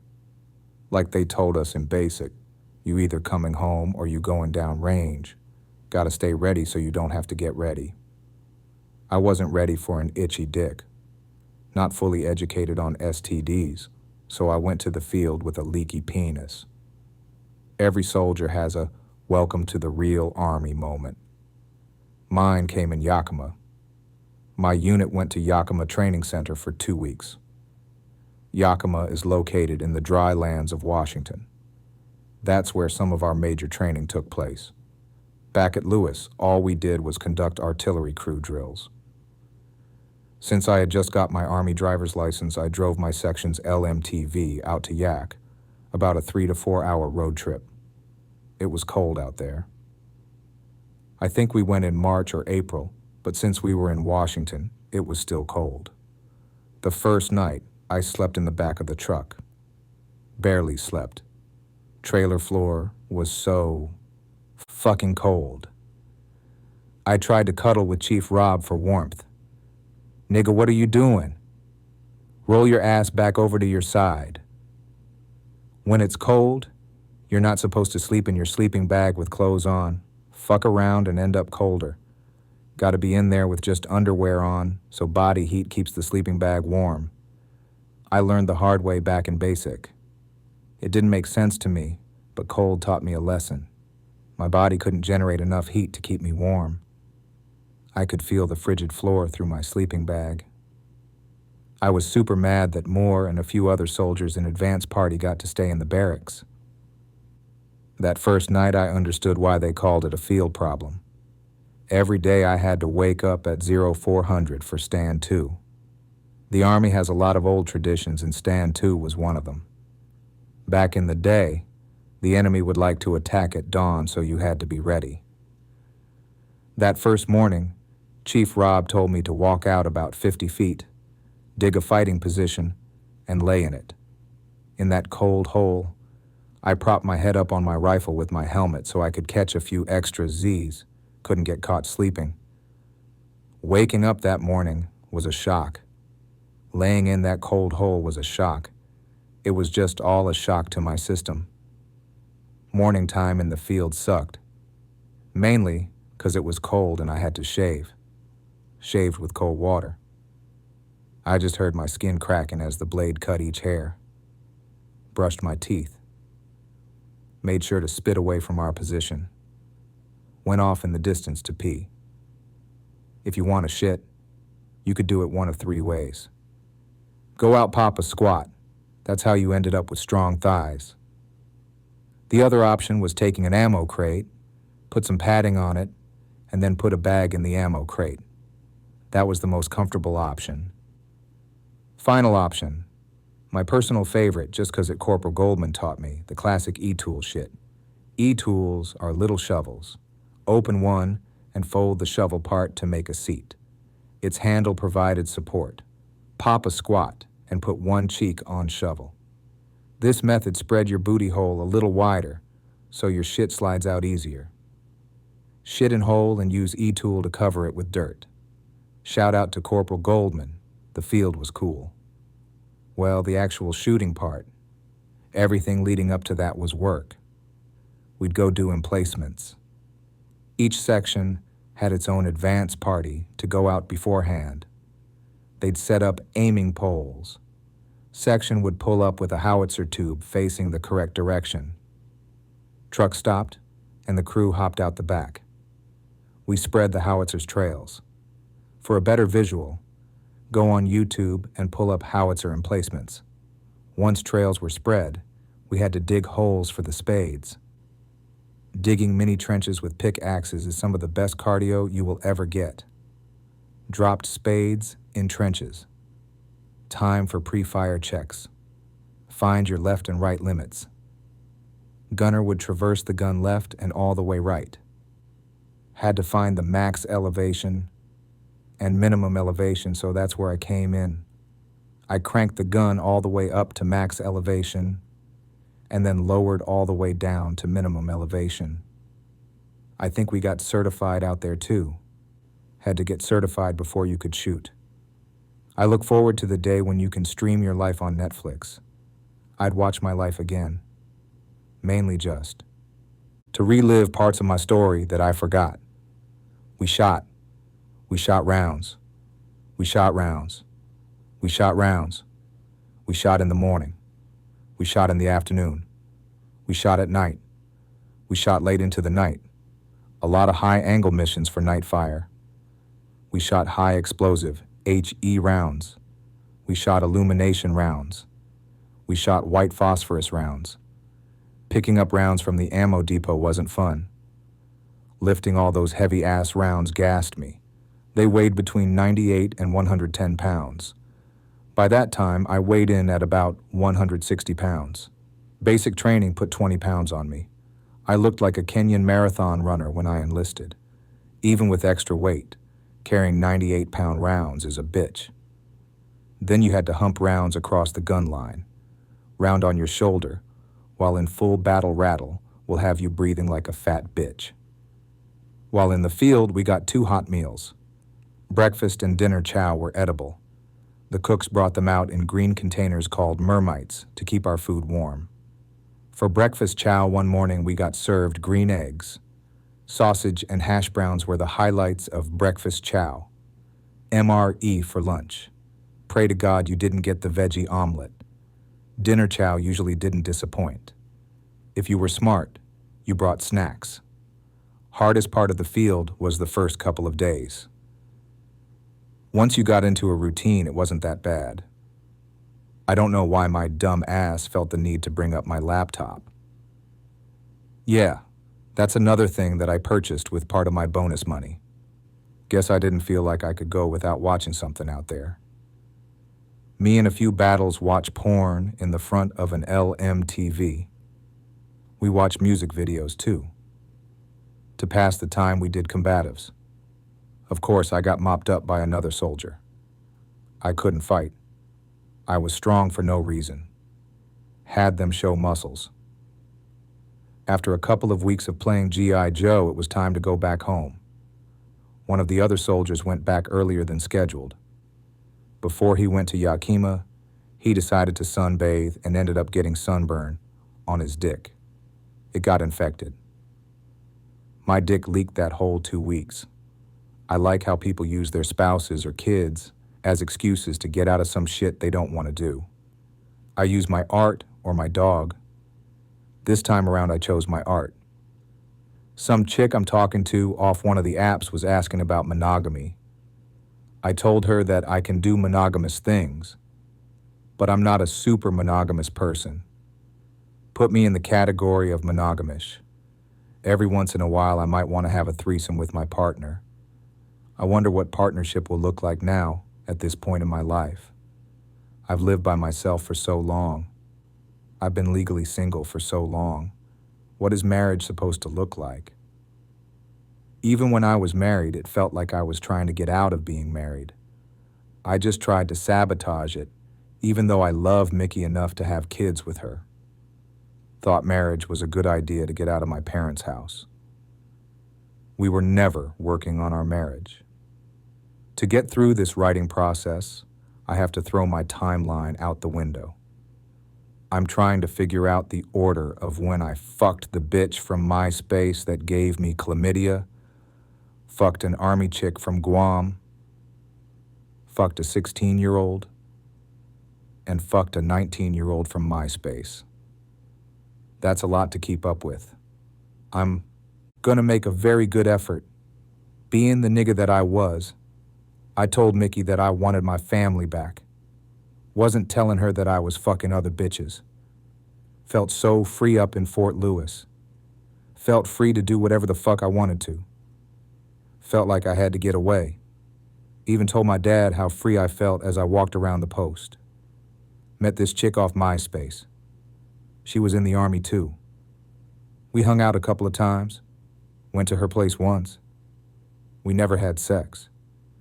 I may or may not have brought up the fact that I had a family back home. Mickey Cock blocked all the way from St. Louis by playing detective. She got in contact with the chick. Ended that situation right around Mother's Day 2006. Mickey made me feel guilty. Said that she had been thinking about us getting back together. There I go, fumbling my family again. The NCO club finally opened back up on North Fort.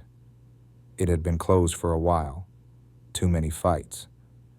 I went with Spence. He was enjoying his time as a single dude in the barracks. He planned to bring his family up to Lewis a month before we went to Germany. NCO club was just like any other club. They played the latest hip-hop music. Got drunk. I had a good time. As we were leaving, we saw these two Asian-looking chicks. They made eye contact. We introduced ourselves. The one I talked to was a soldier in the 2nd Cavalry Regiment. Same 2nd Cavalry Regiment that Cannabis was in. Do your Googles on that one. She told me she was from Guam. We exchanged numbers. Guam lived off post. The first time we hung out, I'm pretty sure she picked me up from the barracks. We played cards at her place with some soldiers from her unit. I got introduced to Cisco. That shit got me faded. After everybody left, we fucked.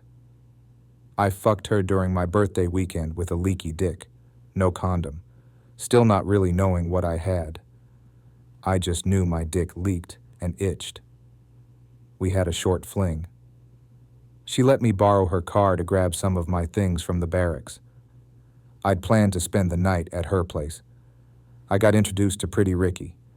Guam had the Blue Stars album in her car CD player. Classic album. Should have went triple. Finally went to get my dick checked. Instead of going to the aid station, I went to Old Madigan. My battle. Owen let me drive his white Pontiac. I had just started talking to Erin. Guess where I met her? If you guess MySpace, then you should play the lotto. Erin was a civilian that lived with her mom about 15 minutes from post. We talked on the phone a lot. I went to see her after I went to the clinic. At Old Madigan, the nurse swabbed my dick hole. Nurse already knew I had chlamydia when I told her about the itch and leak. Nurse gave me a drink, pills, and told me not to have sex for a week. I decided to take advantage of the fact that I had a car. Called Erin and told her that I was on my way. We chilled for a little while, then fucked. Then we took a shower together. Erin slipped and fell in the shower. She was so embarrassed. Erin was even more embarrassed by her epilepsy. She had a seizure during one of our phone conversations. Scared the fuck out of me. I didn't know what to do. I tried to call her back. Her brother finally picked up and said she was okay. Hearing a man's voice made me jealous. Why the fuck would I be jealous? Makes no sense. Erin was another one of my short flings before leaving for Germany. On one occasion, she came to post to meet me, but forgot her ID. I walked a little over 2 miles from my barracks to the front gate. Wanted to see her that bad. Had a one-night stand with a big girl. I had gotten cool with a soldier from the 2nd Cavalry Regiment. He asked if I wanted to be his wingman. Hell yeah. We met 2 women at Galloping Gertie. The first one looked cute. Her friend had some size on her. We went back to post and hung out in my buddy's room. I stayed quiet most of the time. Big girl needed to pee. My buddy escorted her to the bathroom. When they left, cute chick was like, "My friend wants to fuck you. She wants you to come home with her." I took one for the team. My thighs were sore the next day. Had buddy pick me up. Told him that I was not doing that again. It's a small world when you fucking with barracks rats. I'd see both of those chicks on 2 separate instances. I saw the cute friend Spence's barracks room, then I saw her and a big girl off post. I rode along with some of the homies. They just told me that we were meeting up with some hoes that were down to fuck. When we arrived, the big girl was there. Told one of the homies that I wasn't trying to deal with her again. I was outside talking about it, and apparently my loud talking ass got heard by the girls. I fucked it up for everybody. Met another chick off MySpace. She told me she was 18. I should come up with a name for her. Call her Kelly. But yeah, Kelly was a dependent. She lived on post with her mom. The day we linked up, I started to walk to her place. Sergeant Phillipson saw me and offered a ride. Wheels are always better than 2 feet. I could tell that he could tell this was kind of a fishy situation. We were going to post housing. He still dropped me off. Kelly waited for me. We walked around, then got stopped by the military police. Oh, fuck. One of the MPs talked to Kelly. Other one talked to me. The one talking to Kelly walked over to me and asked if I knew that I'd been walking with a 16-year-old. My heart dropped. Of course, I never checked her ID. She told me she was 18. Both MPs shook their heads. This wasn't new for them, new for me. Well, not the part where I got into the back of a police car. At least I didn't get cuffed this time. Kelly got into the other MP car. We parted ways. Very quiet ride back to barracks. Top Dotson waited for me in the battery office. The MP told him the situation. Embarrassment was all over my face, but I had to face the music. Explained to Top what happened. He told me not to let it happen again. Big bullet dodged. The next morning, Chief Rob gave me a hard time. "I heard you like to mess with young girls." Face got red and I shook my head in shame. I mostly had my own room, but leading up to the big move to Germany, roommates rotated in and out. Roommates that were either getting kicked out or married. Soldiers that were going to Germany ahead of their families. Advance party soldiers were already getting in trouble in Germany. 2 NCOs got DUIs off post. Driving a government van didn't help their situation at all. Back to these rotating roommates. Elser was the first. White, married, and needed a bed.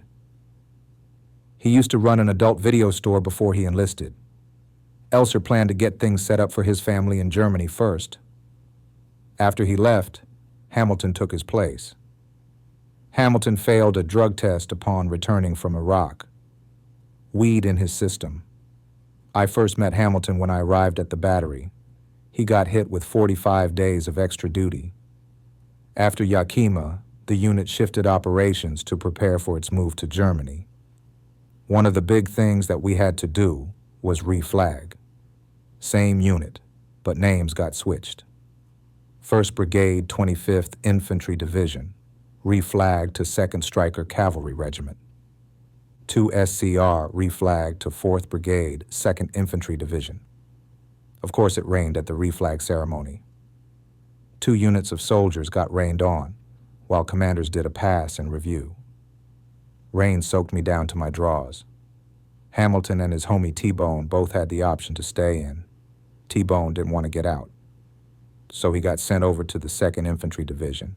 Hamilton wanted out, so he stayed with me until Uncle Sam gave him the boot. Half black and half Mexican Hamilton was a cool dude.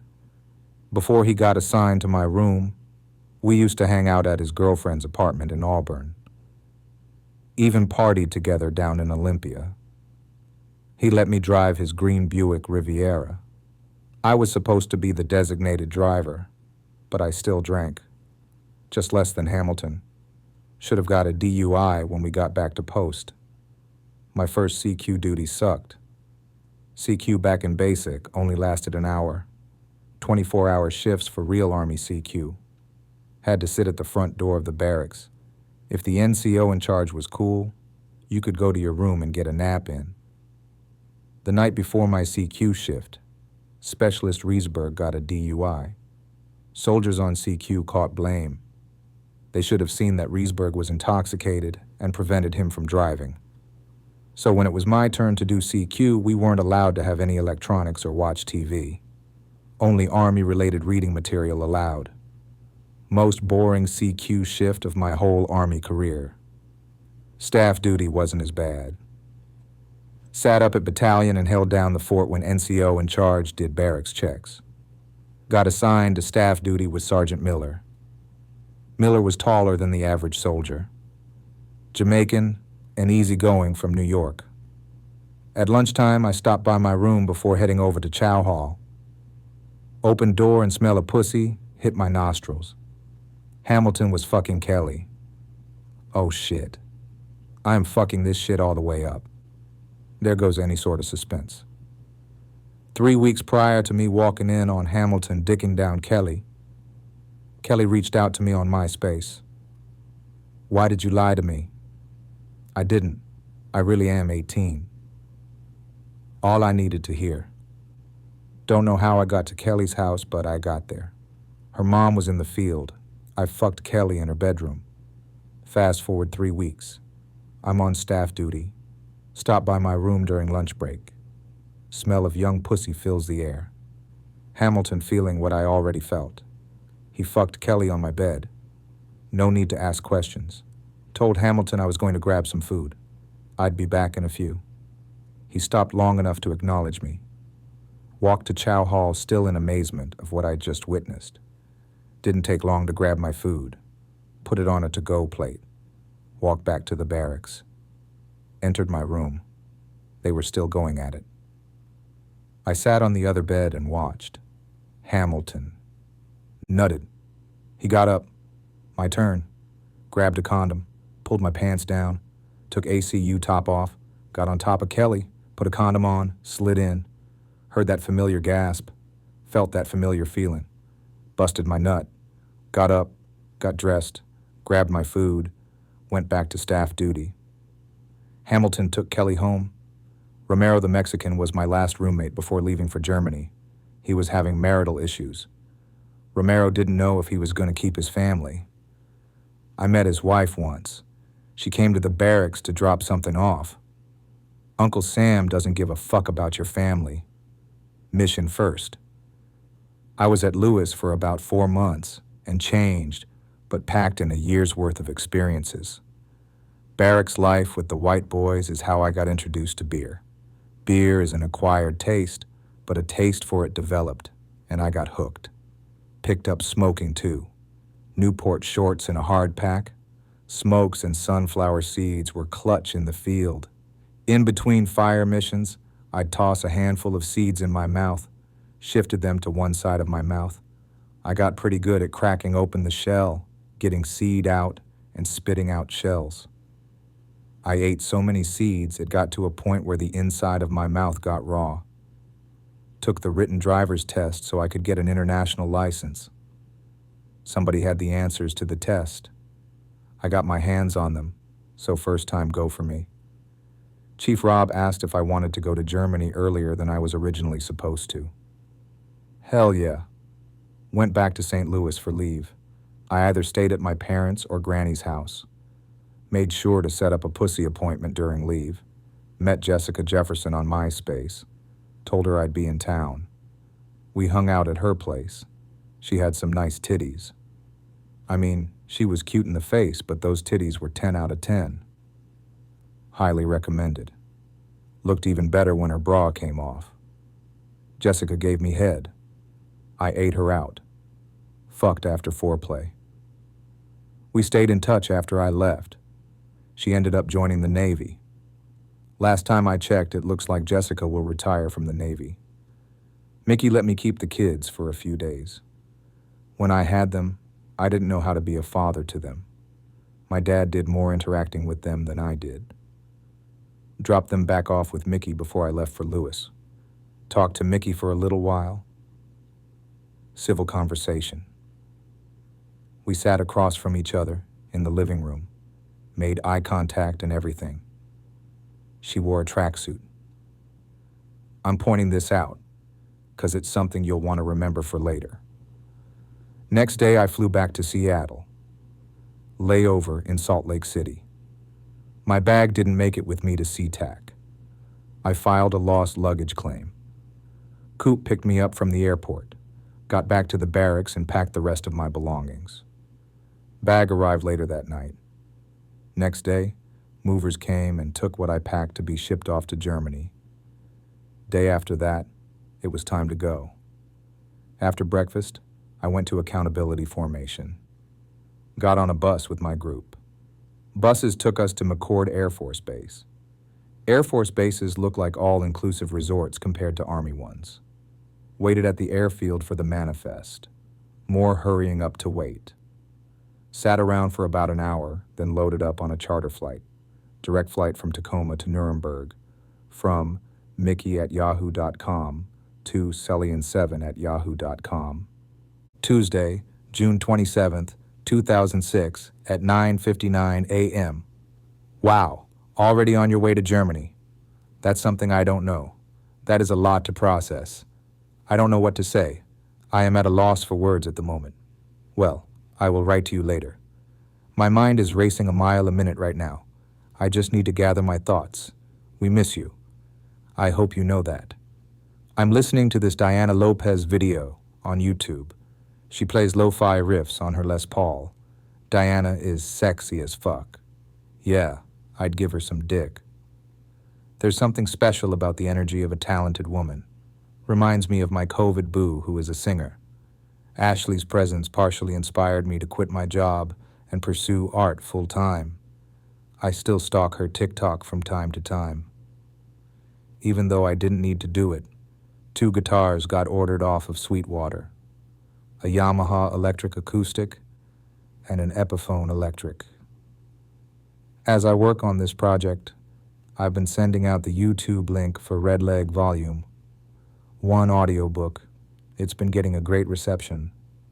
Nobody brought up domestic violence, though. Nobody really knows how to handle that topic. Real men don't hit women, is the automatic answer. Bitch, who made you the rule maker for what constitutes a real man? I wish people could discuss the nuances of domestic violence. People don't want to dig into the weeds of what would make a person angry enough to put hands on their partner, a person they say they love. I feel like there's levels to domestic violence. You got the motherfuckers that just come home and smack their women around like the kid's dad in Purple Rain. Then there are ones that get triggered so much that it turns into a fight. I only recall ever initiating a physical altercation twice. Mickey will probably say more. I straddled Mickey and smacked her, called her mom. Another time I dragged her out to bed after found out she cheated on me with a nigga off the internet. I saw on the family computer that she had been showing him her titties, decided to let her go and leave. She followed me, swung the door open. Door fucked her foot up. All of the other times we argued and Mickey threatened to call the police. I tried to stop her from getting a phone. Fight ensued. She'd scratch my face. I would show up to work with scratches on my face. Maybe I enjoyed that drama. That's when everything came out.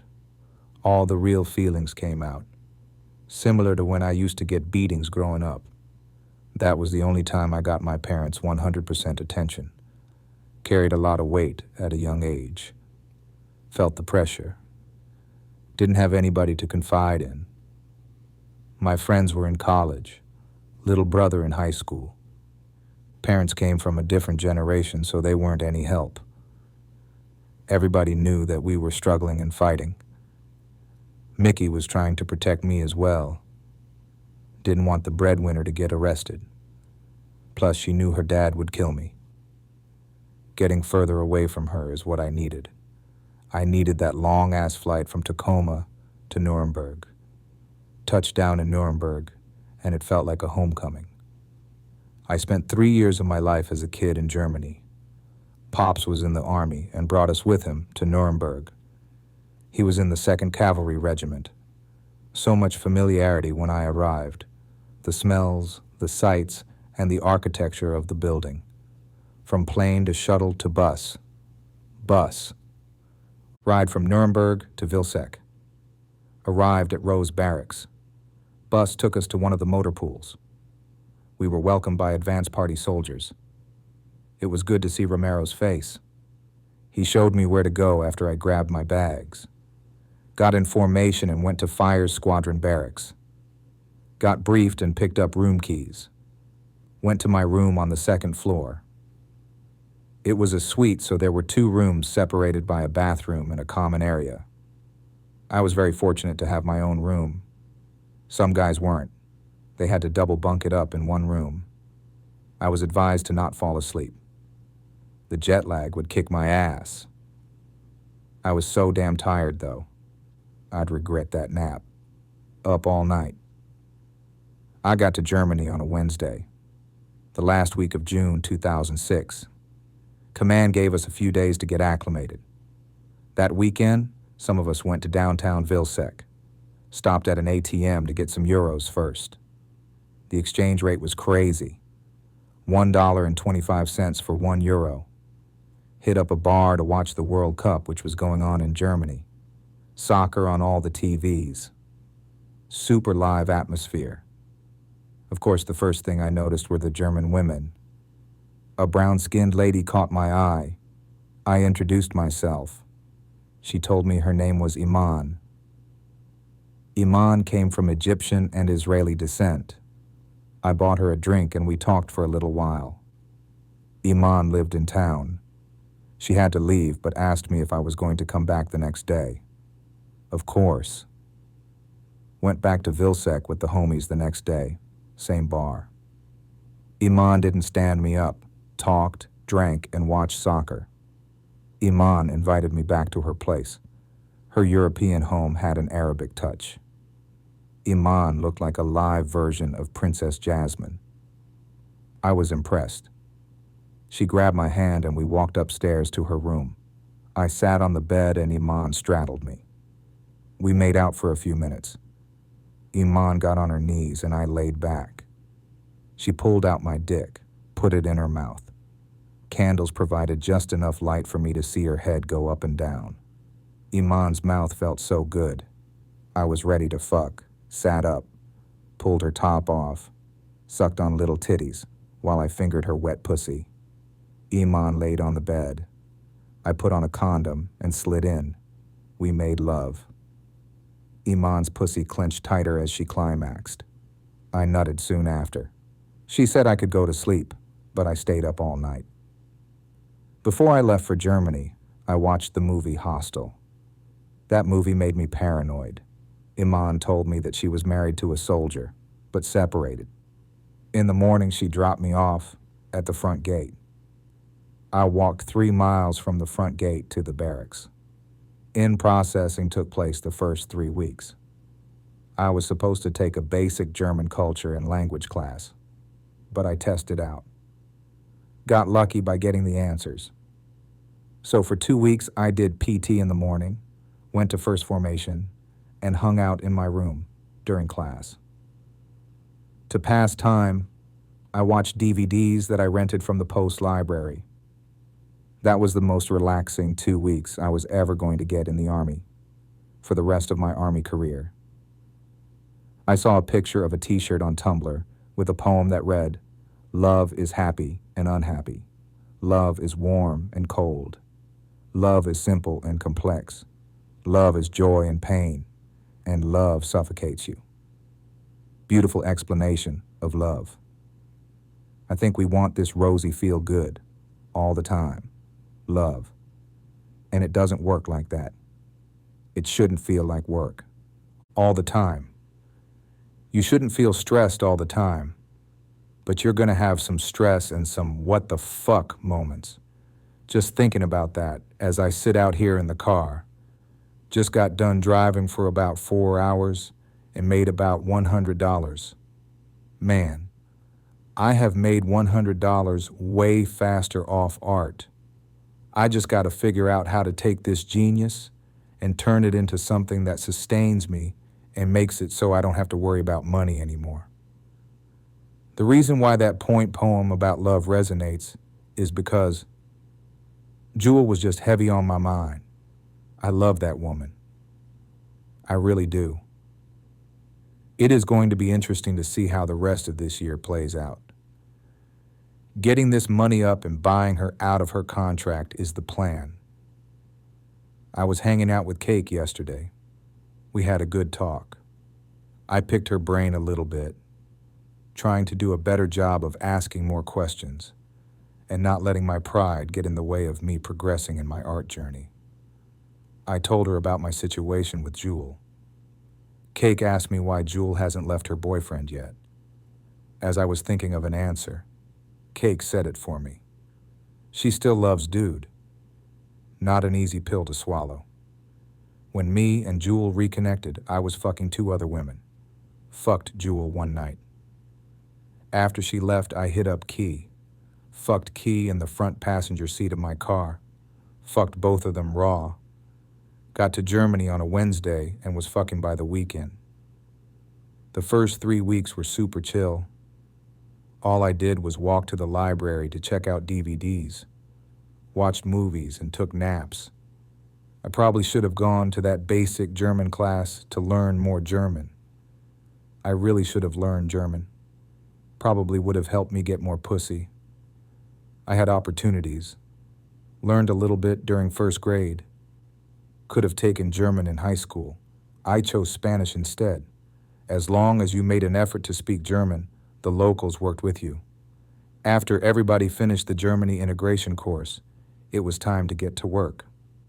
Before we got the work ball rolling, the squadron had a Welcome to Germany ceremony. Of course, we had to rehearse for it. Soldiers were passing out formation. The heat got to them. I was part of the salute battery, so I didn't have to be part of the formation struggle. The ceremony happened without a hitch. All of our vehicles and howitzers arrived. I was part of the rail load team. Simple job. Just drove trucks from the rail yard to the motor pool. Work week wasn't stressful. Sometimes I go to downtown Vilsec to get food from KK's. My money was limited, though. I didn't feel so bad about not having a car. A lot of soldiers didn't have cars, but we made it work. Especially when we first got to Germany, we'd walk to the PX from the barracks and back using a back trail. Shopping carts littered the trail. Got so bad an announcement was made at formation. Couldn't take carts with us anymore. A good portion of my check went to Mickey. Somebody had to pay the rent, and it wasn't her. In 2022, me and Mickey were having a conversation. She told me that Kutrell stole the rent money. I had to keep my composure on the phone. Hold the fuck up. I was paying the rent. I wanted to come through the phone and choke her until she stopped breathing. Like Bill Cosby and Ghost Dad. I busted my ass for that money. I got talked to. Like I ain't shit for that money. I woke up at 0400 for that money. Worked about 60 hours a week for that money, and this bitch-ass nigger stealing the rent. Got more healing to do. I should have been spending money on uniforms. Outgrew my ACUs from basic. They were tight. Some of the NCOs made fun of my snug uniforms. Chief Rob told me that I needed to set money aside to get things I needed. Didn't need the club, but it was one of my outlets. Looked forward to going out after a long week at work. The main ones I went to were Supersonics in Whedon and the One in Nuremberg. The One is legendary. If you served in Germany during the early or mid-2000s, you knew about it. 2 clubs in one, techno world music side and hip-hop side. Could have had a bitch on either side and they would have never ran into each other. Shit. The club was so big it wasn't hard to snatch up 2 bitches on either side. I enjoyed the German club scene during the Red Bull and vodka era, T-Pain Buy You a Drank era, Snap Music and Soulja Boy era. Q Discotheque in Regensburg was also a favorite of mine. When 173rd Airborne out of Bamberg deployed, we hit up the clubs in Bamberg. Designated driving is how I got free entry. My battles paid for my way in and paid for my sodas. Sober club life ain't fun, so I'd get a couple of drinks. Just enough to get a buzz and be sober enough to drive everybody home. A DUI ain't what you wanted in Germany. Back in the States, if you got one off post, there was a good chance your command wouldn't find out. Not so lucky in Germany. Paying a fine in euro-murdered pockets on top of Uncle Sam's punishment. Really wish I would have saved my money and gone on MWR trips. Too broke for trips. My line medic Bacon asked if I wanted to go to Amsterdam with him and a few other soldiers. Turned that opportunity down. Speaking of Bacon, that's who I competed with for who could get more pussy in Germany. Bacon was black, short, bald, and from Tacoma. New pussy, new rank. Started out as an E1 fuzzy. Every time we got some coochie from a new chick, we'd go to each other's room and announce our promotion, from private to sergeant major. After that, we went from second lieutenant to general. Anything more than general was just icing on the cake.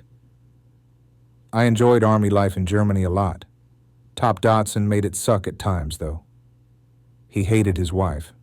Didn't want to go home to her, so he kept us at work until streetlights came on. Everything wasn't always about clubbing and work. Took a battery trip to Nuremberg. Fun experience. Took me back to my childhood. The smells, the food. I loved the architecture. Didn't appreciate Germany like I should have once. You really don't appreciate shit in your 20s. Being broke didn't help either. Thankful for my mom when we lived in Germany. She planned trips for us to go to Switzerland and Holland. Mom liked to travel. I liked to travel to the club. Nothing like pulling some pussy and not having to work hard for it. Walked in confident that you were fucking that night. Also walked in confident that you were coming out smelling like cigarette smoke. Everybody smoked. Could smoke cigarettes in the club. Could feel the sizzle of a lit cig hitting your arm. Didn't hurt. Too drunk to hurt. From Mickey@yahoo.com to Slyin7@yahoo.com. Monday, July 10th, 2006 at 1:30 p.m. I miss having someone there at night. Someone to talk to in the middle of the night. I miss having a family. I have one, but it's broken and I don't know what to do. There are nights when I cry myself to sleep. Actually, most nights. I desperately miss family life. I feel cheated. I don't like the thought of starting anew. I just wish I could turn back time and rearrange it all. I have no idea how I am supposed to be handling this. I just want the pain to fade and the tears to stop. It doesn't get easier, just harder. But I have to put up that brave front for the children. They catch me crying at times and they wipe the tears and say, "Mommy, what's wrong?" "It'll be okay, Mommy. Contrary to what you think, I don't have anyone. I am alone here. I feel alienated from everyone and everything. I don't want to talk about this anymore. I'm depressed enough. I still haven't got back my cervical cancer results." After the club, I came home to the barracks, hopped on the payphone in the hallway, called Mickey. Conversation started out cool. Then we got to arguing. I'd be yelling at her on the phone, too drunk to care. I felt like I was doing the right thing, but she still wasn't trying to move out to Germany. Good thing she didn't. I don't think I would have enjoyed my time as much. I would have had to worry about trying to be a family man as a black man in Germany. Too much temptation to be faithful. Local women were bold too. Heard stories of German women grabbing married soldiers in clubs in front of wives. I also would have had to worry about Jody, The Jody that got me wasn't in Germany. He was back in St. Louis. That nigga Kutrell from Tulsa fucked my bitch. Remember when I told y'all to keep that part about the conversation that I had with Mickey before I left for Germany in your memory bank? Well, this where that conversation will make sense. Towards the end of September, I called home trying to get a hold of Mickey. Ended up talking to her mom. She told me that Mickey was at Barnes Hospital. Told me Mickey wasn't feeling well. Found it kind of odd that Mickey was sick enough to be admitted to the hospital. Called up to the 5th floor. Mickey seemed calm but very vague. Just told me she'd gotten really sick. I thought nothing of it. Then Mickey dropped a bomb on me. 2 weeks before she gave birth to a baby girl, Mickey told me she was pregnant. Felt like a Mike Tyson punch to the chest. Don't know why I didn't figure out her secret earlier. All the clues were right in front of me. 5th floor was the labor and delivery floor. Same floor that she gave birth to our daughter. Same Barnes hospital that I worked at. Kutrell's last name is Barnes. God is funny. Boy, did I feel stupid. Hung up phone. Cried in the shower. Cried until I ran out of tears. Called Mom. We were both confused. At first, Mickey tried to tell me she was a surrogate.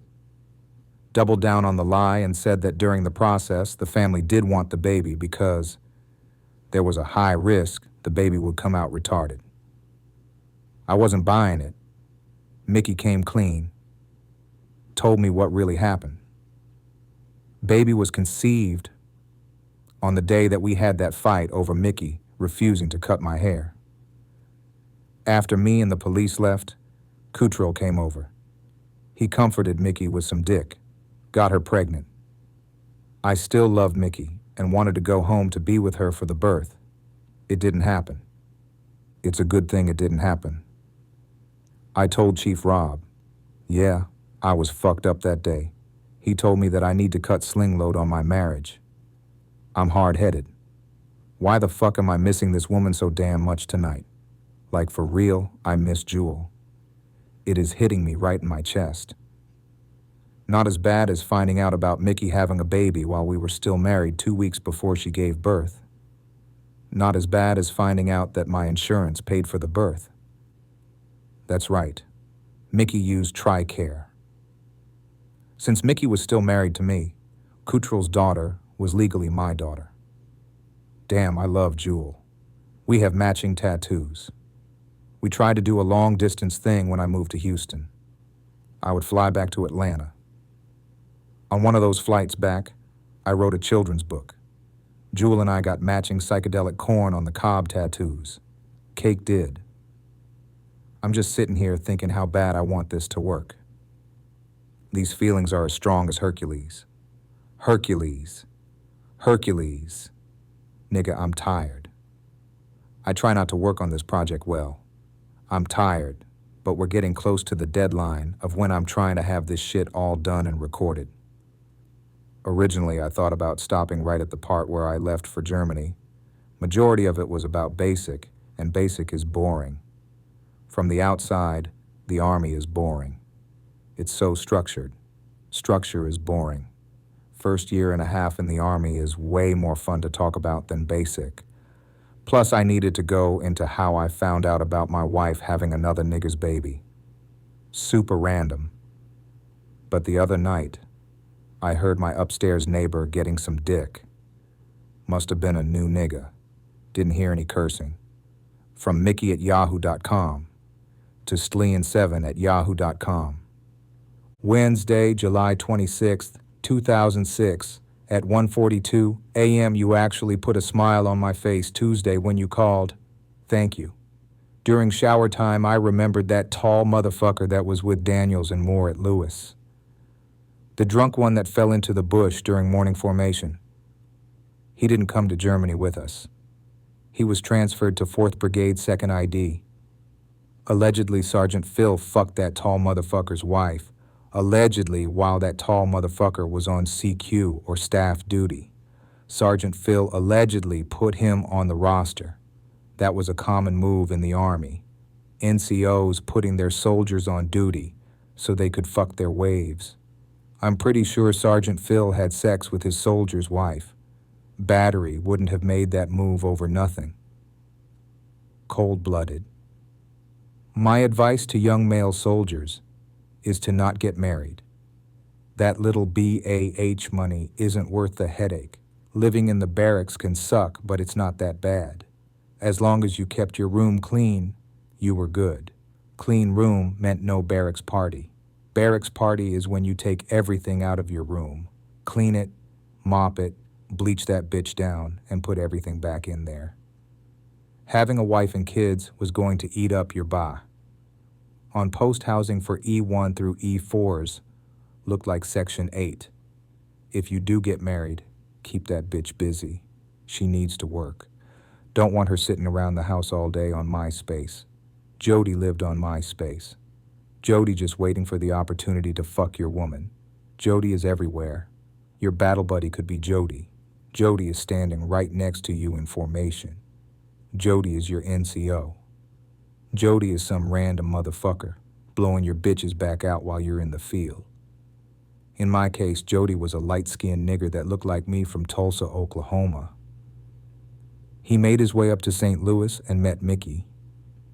Mickey didn't want to get an abortion. I'm just amazed at how I was able to get by with the little that I had. I eventually got a prepaid cell phone. Reception in the barracks sucked. Had to sit on my windowsill when I made phone calls. Got tired of buying AT&T phone cards to call home. I found an online phone service. Had the equipment sent to my parents, then they mailed it to me. Came with a 314 area code, so I could make local calls from overseas. Called home. I talked to my kids. They were still really young, so those conversations were short. You being a good boy? You being a good girl? Daddy loves you. Daddy misses you. Nothing too deep. Before I left for Germany, I fucked 8 women. Started in 2000. Left for Germany in 2006. 8 women is 6 years. Let's go down that wormhole. First one was Dianese. She was who I lost my virginity to. My first piece of pussy felt like heroin. Second one was Maliana. She went to St. Louis University. First pussy I ate belonged to Maliana, Mickey number 3. We had 2 kids together. Fourth one was Carla. Shit, there we go. I would leave in the middle of the night to go link up with Carla. We fucked in the family car. Almost got caught by the cops once. Carla had a kid. She ended up living with her baby daddy. I didn't care. I went to where she stayed to try and see her. That's how good the pussy was. I went to her family's house first. They told me where she stayed, and I went. After Carla, it was Dianese again. She doesn't count as a new body. I cheated on Mickey with her. Carla was number 4. Devin was number 5. She also went to SLU. Devin flunked out around the same time I did. Her pussy was so good. I barely lasted a few pumps. Felt so ashamed. That pussy humbled me. I might have fucked more than 8. Oh shit, Carla was 4. Devin was 5. Old girl that I played kissy face the night I got drunk as fuck and threw up in my cousin's bathroom, that was number 6. Jessica Jefferson, the chick that joined the Navy, was number 7. Bitch she gave me chlamydia was number 8. 16-year-old was number 9. One night stand with the fat bitch that. We picked up from Galloping Gertie's was number 10. Guam was number 11. Erin was number 12. So 12 women between the years 2000 and 2006. I was married for 3 through 12. This is hilarious. I'm enjoying this. When I got to Germany, Chief Rob told me, "You're in Germany, you should be fucking German bitches." He couldn't enjoy Germany like I could. Chief Rob was married and had a bunch of kids. Lost my wingman Romero early. Too much of a family man. He got tired of the single life quickly and wanted his family back. His wife and kids ended up making the move to Germany. Romero's wife, Scylla, had a friend. I'm going to call her Scylla's friend. I mean, I could look through my phone and find her. I'm scrolling. If I don't find it in like 15 seconds, then I'm just going to take the loss. Just going to have to take this loss. Maybe I'll find it later. I got distracted by a picture of COVID Boo. Can't find the chick. So for now, we will call her Scylla's friend. She was married to a soldier named Henry. Funny how I can remember his name, but not hers. They were separated and Henry stayed in the barracks. He was off-white. Scylla's friend might have been part native or Filipino. Either way, she was an off-white too that loved niggas. Romero told me about her. Asked if I wanted to hang with him and Scylla at Scylla's friend's house. I'm not one to turn down a potential good time. I go over there. We're getting fucked up off of tequila. Every time I go to the bathroom, Romero fills my cup with more tequila. Tequila makes you do some wild shit. Scylla's friend had just had a baby, like 7 weeks prior. She also had an older son we used to call Little Bitch Ass. He whined all the time. We're having a good time. As long as I didn't say anything stupid, I was going to get the pussy. All 4 of us were in the backyard. Scylla's friend sprayed Scylla in the face with titty milk. Romero and I looked at each other with the, "This is going to be an interesting night" face. The night concluded. Romero and Scylla went home. Or they might have passed out in the living room. I'm not going to hurt my brain trying to remember details. Write my brain all the details. I fucked Scylla's friend in her bathroom. My nasty ass ate her pussy. A baby and a placenta came out of that pussy 7 weeks prior. Then I gave Scylla's friend a few rounds of drunk dick. We both passed out in her bed. I woke up with a terrible hangover. Got a phone call that I had to report to the battery. There was a battery recall. Perkins and Pete from Charlie tried to run out of a taxi without paying. They got arrested in Nuremberg. Whole battery got recalled. I was so hungover. Coop picked me up. He took me to the barracks first so I could put on my uniform. Then we stopped at Burger King. I was hungry. We got lectured when we went to the battery. "Oh shit, I'm not feeling well," is all I heard in my head. Ran outside and threw up. At least I got some pussy the night before. My baby girl is going through it. Life is kicking her ass right now. All I can do is provide support in the form of encouragement. I want to provide some dick and mouth. I'm just envisioning the day when I could be like, "Hey, Jewel, leave that job and join this winning team." "Oh yeah, leave that nigga. Here's the salary and benefits. You get a company car too." Looking forward to the day I can tell my brother that he doesn't have to drive for Uber anymore. He can handle my investments. Put that finance degree to good use. Then I'd tell my mom that she can retire early and be my accountant. I want to pay off her condo. I'd give my baby mama $400,000. That's how much she would have got if I would have died while I was serving. Got to hook my kids up too. Take them on vacation so they could hear my side of the story. Their mom has been controlling the narrative. Just want my kids to know that I love them. From Mickey@yahoo.com to estlion7@yahoo.com. Wednesday, August 2nd, 2006 at 8:58 a.m. It's been a few days since I heard from you. Truth is, I am extremely upset with you right now. Starting to wonder if I will ever be able to trust you again. Starting to wonder if I will ever be able to trust any man again. But Les, you are still hiding things and lying to me. So in all honesty, I am. Forget it. I don't want to talk about it. The field was our backyard. Field was in the name of the job of field artillery. We stayed in the field, went to Grafenwehr and Hohenfels to train, went out to the field at least once a month for about a week. The field being so close was clutch. We didn't have to be out there forever, but man, they worked the fuck out of us. One field exercise, we did a 72-hour operation. I was up for 3 days and maybe got like 4 hours sleep the whole time. Hopped up on caffeine pills. Last day, I crashed. Same old field routine. Got up early. Ate morning chow. Moved out to in place. Shoot, pick up trails. Move again and in place. Did it well into the night. Shot for night fire. Shot illumination rounds. Move again. During one night movement, I was driving. We stopped for a little while. Next thing I heard was a bang on the door of my truck and one of the lieutenants yelling me to wake the fuck up.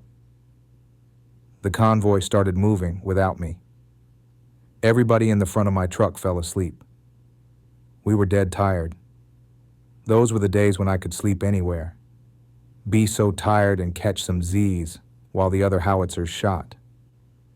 After a while, we got on each other's nerves. I pissed off Chief Rob and he told me to dig a fighting position up to his armpits. I started, but he eventually told me to stop. The field was nice because you got away from everything. A good place to get peace and silence. One of the struggles was trying to find a comfortable place to sleep. I wasn't trying to sleep outside. Could sleep in the front or back of your truck. Still had to do fire guard. It sucked getting woken from your deep sleep, just to have to patrol around your position. Before rolling out on one field problem, Private Ball told Top Dotson that he couldn't find his wife. Ball married a mail-order bride from the Philippines. She gave him gonorrhea when they were at Lewis. He tried to say he got gonorrhea from the toilet seat. Didn't expect to hear Ball talk about not being able to find his wife right before leaving for the field. Found out that she went to Italy without telling him. Marital issues weren't Ball's only problem. He was a fat body too. Ball used to bury smacks in the field. It snowed my first winter back in Germany. Walked on the barrack steps and slipped cartoon style. Both left from under me as I flew. Came down hard on my ass. Thought I broke my tailbone. A few construction workers laughed. Infantry barracks were being built across from mine. I didn't go home that winter for Christmas break. Lack of funds. Bacon needed a ride to the airport in Frankfurt. He trusted me with his car while he was gone. So I drove him to Frankfurt. On the return trip, I linked up with a German chick. Of course, I met her on the internet. Her place made for a perfect pit stop. I needed a nap and some pussy before I made the 4-hour drive back to Vilsec. Made sure to print off directions before I left Vilsec. Got to her apartment late. She greeted me with a smile. Grabbed my hand and walked me from the front door to her room. Both of us got undressed. My new conquest didn't have much on anyways. Just a t-shirt. Moonlight illuminated her white skin and pink nipples. We kissed. I fingered her pussy. Felt her lips move down my chest. Got on her knees. Stroked my dick a little. Then put it in her mouth. She did a good job. She stood up, whispered in my ear in her thick German accent, "I want to feel you." Pulled out a condom. Slid it on. She laid down. I got on top. Slid inside her. Heard my favorite sound. Gasp and moan as my dick went in. Couldn't be too loud. Her son was in the other room. Covered her mouth. Then turned her over. Fucked her from the back. She bit her pillow to muffle moans. I looked down at the white arch of her back. Could feel her pussy clench. She was about to come. I reached around and fingered her clit. She came, then I came. We laid in bed for a little while before her son walked in. This chick forgot to lock the door behind her. He had to be like 5. Kid was a mixed breed war baby. Mixed breed. His mom loved black soldiers. German chick told me she loved my skin. I mean, my skin wasn't that dark, but I mean it was darker than hers. She took her son back to his room. I laid there thinking about what just happened. Enough time went by for me to get hard again. The German chick came back, locked the door behind her. We fucked again. Missionary this time. Made out while we made love. Corny, I know. She bit down on my lip. I knew she was about to come again. Felt her nails dig in my back. I nutted right after. We both passed out. I woke up to the smell of breakfast. Officially met the German chick's son in the kitchen. I also met her sister. We ate, then I went on my merry way. Barely had enough gas to make the full trip back. Stopped at a military post to fill up. Just enough gas to barely make it back. The gas light came on right around Whedon. So glad I didn't run out of gas. I don't feel like doing shit today. If I still smoked, I would smoke a joint right now, just so I could go back to sleep. Slept a decent amount of time last night. Fell asleep a little after midnight. Then I woke up at like 7 something. Fell back asleep. Got out of bed around 11. No, 10 something. There we go. I'm still tired, trying to make sure I take my vitamins. But I feel like I have this lingering depression. Still have to attend a virtual meeting with the SCORE people for this business shit. Trying to get this yoga thing rolling. Honestly, I don't even feel like keeping up with that. I just want to create. All I need to do is create. Nigga, I really want to sleep right now, but I gotta get this damn book done. Briefly thought about getting rid of these little side convos in between the story. I'm visualizing the movie scenes of me sitting on my bedroom floor, recording this book. Literally like laying on the couch or wherever I'm working on the book. Then the scenes will cut to what I'm talking about. Basically the nigga version of Forrest Gump. What sucked about having Bacon's car is that some of the other soldiers in the barracks knew I had Bacon's car. They asked me to borrow Bacon's car too. I had to be very careful picking who I let borrow his car. There's supposed to be a line here that I can't seem to translate from the transcription. I'm not going back to the recording to listen to it either. Fuck it. Daniels. Daniels was a can't-get-right all-star. Stayed on extra duty. When Daniels got drunk, it never turned out well for him. Oh, how it was a wonderful week when Daniels got his bonus. Shit. It was always a wonderful week when I got my bonus. Bonus money hit my account, then right after that my taxes hit. Filed married. Claimed both kids. Used to get about $8,000 back. Would do a 60-40 split since Mickey had the kids. Being around Daniels when he got his bonus money meant that you were going to drink for free at the club. One day he needed a ride to downtown Vilsec. I'll give you 100 euros. Don't mind if I do. Used that 100 euros to put gas in Bacon's car, and the rest paid for a tattoo. I got Deuteronomy chapter 20 verse 1 on my right forearm. First tattoo for me in Germany. Went to a shop not far outside of the post. Classic soldier move. If I lived close to a military post, I'd own a tattoo shop and a military surplus store. Owning a payday loan spot is even more of a come-up. Thanks, Daniels, for my tattoo. My little cheap prepaid phone did its job, but I wasn't satisfied. Heard that you could get a phone on the economy.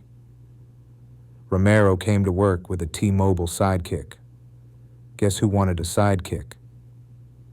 That's right, this nigga. Went up to Nuremberg with Romero and picked one out. Didn't understand what I signed up for. Just knew I had a new phone. Never paid the bill. You might get a little confused right here, so let me help you out. We're going back in time. I forgot about the first actual German woman that I had sex with. She lived in Nuremberg. Since I don't remember her name, I'll call her Lil Hitler. Like a good portion of the women I fucked, we met online. Used to talk to Lil Hitler on Yahoo Messenger. She messaged me from an internet cafe. We made plans to spend a weekend together. I took the train to Nuremberg. Lil Hitler met me at the station. She didn't have a car, so we walked to her place. I fucked Lil Hitler all weekend. This had to be around festival season. I only remember because we went to a festival together in Nuremberg, met up with one of Lil Hitler's friends. Her friend had a black boyfriend too, soldier from a different post. Lil Hitler and I had a short fling. We fucked again once after we stopped fucking with each other. Went to the Juan with Sergeant Gyamfi. I played DD, and he played wingman. That night, I felt cool driving his Volvo S40. Gyamfi's family was from Ghana. Super black man only fucked with white women. Loved them so much, he threw a white woman-only party at the barracks. At the Juan, we walked to the hip-hop side. I saw Lil Hitler at the bar. She had a friend with her. Still kept my options for the night, but I knew who we were knocking down if nothing better came along. Nothing better came along. A hoe in the hand beat two in the bush, so I didn't look that hard. Lil Hitler and her friend took a taxi to the club, so they had no problem with getting a ride. Lil Hitler sat shotgun. Her friend sat in the back with a faded Gyamfi. Whenever I've got a wingman, my prayer is that he doesn't fuck up the pussy for the both of us. I practically handed him some pussy in a gift bag. Lil Hitler's friend lived 10 minutes from the club. Gyamfi followed his gift to the bedroom. I fucked Lil Hitler on couch, cuddled until I passed out. Gyamfi woke me up. On the ride back to Rose Barracks, Gyamfi told me Lil Hitler's friend let him put his dick in her booty hole. For the win. You're welcome, Gyamfi. German snow bunnies rained down like manna from heaven. Sorry, Dr. Umar. The black queens weren't as accessible as the snow bunnies were. Black queens make you work too hard for the basics. I almost fucked one African woman. I say almost because she was on her period. Black queens over there were either married or soldiers themselves. Black female soldiers were getting fucked by their co-workers or superiors. Going to the support barracks was a trip to the lion's den. After a year of living it up in Germany, deployment rumors started swirling. At first, word that we were going to Afghanistan and 173rd was going to Iraq. Shit started getting real. That first year in Germany, we were training just to train. War drums got louder. Training ramped up. Army deployments extended from 12 to 15 months. Wild time in the Army. 2 whole wars going on. America getting its ass whooped in both theaters. Vietnam 2.0 and 3.0 at the same damn time. Deployment rotations were already crazy. Do a year. Come back and do a year of dwell time. Deploy again. Dwell time wasn't a year of sitting on your ass. All the Army activities were jam-packed into that year. That's even if you took the whole year of dwell time. Soldiers were waiving it so they could go on another deployment earlier than scheduled. The wildest part of it all were the extensions. I don't know how true it is, but stories floated around that units got turned around mid-flight to go back to Iraq. Veterans on inactive ready reserve got called back. Uncle Sam needed bodies. Units got to the end of their year-long deployments and were told that they were staying for 3 more months. Deployment orders dropped, and the soldiers of 2 SCR knew that they were going away for a 15-month bid. Location: Iraq. The 173rd would end up going to Afghanistan. 2 SCR was a striker unit. Uncle Sam didn't know exactly what to do with strikers in Afghanistan, so Iraq would be the easier option for everybody involved. Most of the 173rd was stationed in Vicenza, Italy, but it had an artillery unit stationed in Bamberg. I went up to Bamberg to see some of my homies from Basic, and to fuck a bitch I knew. 2 birds with 1 stone. Shit. Got distracted. I'm supposed to be talking about Daniels. Few months before we went to Iraq, we were getting a new crop of soldiers. Oh man, we had this one tall white dude named Tribble. Tribble lived off post in a town between Vilsec and Wheaton. He didn't have a car. Smoke Sierra offered to give him a ride to work. As more soldiers got assigned to 2 SCR, housing on post ran out quickly. One Sunday night, a few soldiers were hanging in Bacon's room. Since he lived on the first floor, his room was the hangout spot. Hanging out in Bacon's room is how I got introduced to the show, The Wire. Tribble was one of soldiers shooting the shit with us in Bacon's room. He threw back a few too many drinks. I told him that he might want to stop since we had PT in a few hours. Tribble brushed me off. Wasn't my problem. I went back to my room so I could get some sleep. Got enough rest and made it to formation on time. Tribble stumbled to formation late, visibly drunk. He earned an Article 15 for that one. Word on the street was that Tribble earned another article for calling Top Dotson a nigger. He would end up getting chaptered out of the army before we went to Iraq. New soldiers were filling up the ranks. Uncle Sam wanted to make sure we showed up to Iraq at full capacity. There was this cute Hispanic chick that got assigned to the military intelligence company attached to Fire Squadron. Of course, the wolves were on her. It wasn't Espinoza. Espinoza was another Hispanic chick that everybody tried to fuck. I need a name for the military intelligence chick, so I'll call her Dora. I made a valiant effort, but we never fucked. We hung out a few times. Spent the night together a couple of times. I never closed the deal, though. NCOs were trying to get at her, too. They had more of an advantage besides rank. NCOs in my battery lived on the top floor. Their rooms were bigger and more lavish than mine. One night I was supposed to meet up with Dora after clubbing at Supersonics. Drove Bacon's car to Wheaton. Got drunker than I was supposed to. Daniels and a soldier from Charlie Battery were at Supersonics, too. Visibly drunk, Daniels appeared to be having trouble with security. I decided to step in because if Daniels got in trouble, it would be trouble for all of us. Daniels and his Charlie Battery homie calmed down enough for me to take them out to Bacon's car. Put both of them in the back seat. Chill out here and sober up. Thought it was a good move. Still not sober enough to drive. I went back inside Supersonics. The club let out. I went to the car. Daniels and his homie were nowhere to be found. Oh shit, I was still too drunk to drive home. Oh yeah, we used to piss on the car doors over at Supersonics. I would be reminded of another night that this. One chick that I fucked. She was a war baby and a regular at Supersonics. We fucked in Bacon's car. I took her home and went back to Supersonics. About an hour later, I saw her back at Supersonics. Let me get back to the infamous Daniels night. I was too drunk to drive home, so I walked with Scales to his girlfriend's apartment. I'm just pounding water so I can sober up enough to get back to post. I was still trying to see Dora. After a couple of hours, I felt okay. Scales walked with me back to Supersonics. I dropped him off at his girlfriend's apartment, and I drove to Rose Barracks. Dora waited for me. I passed out in her room. Should I talk about the field or these hoes? Hoes it is.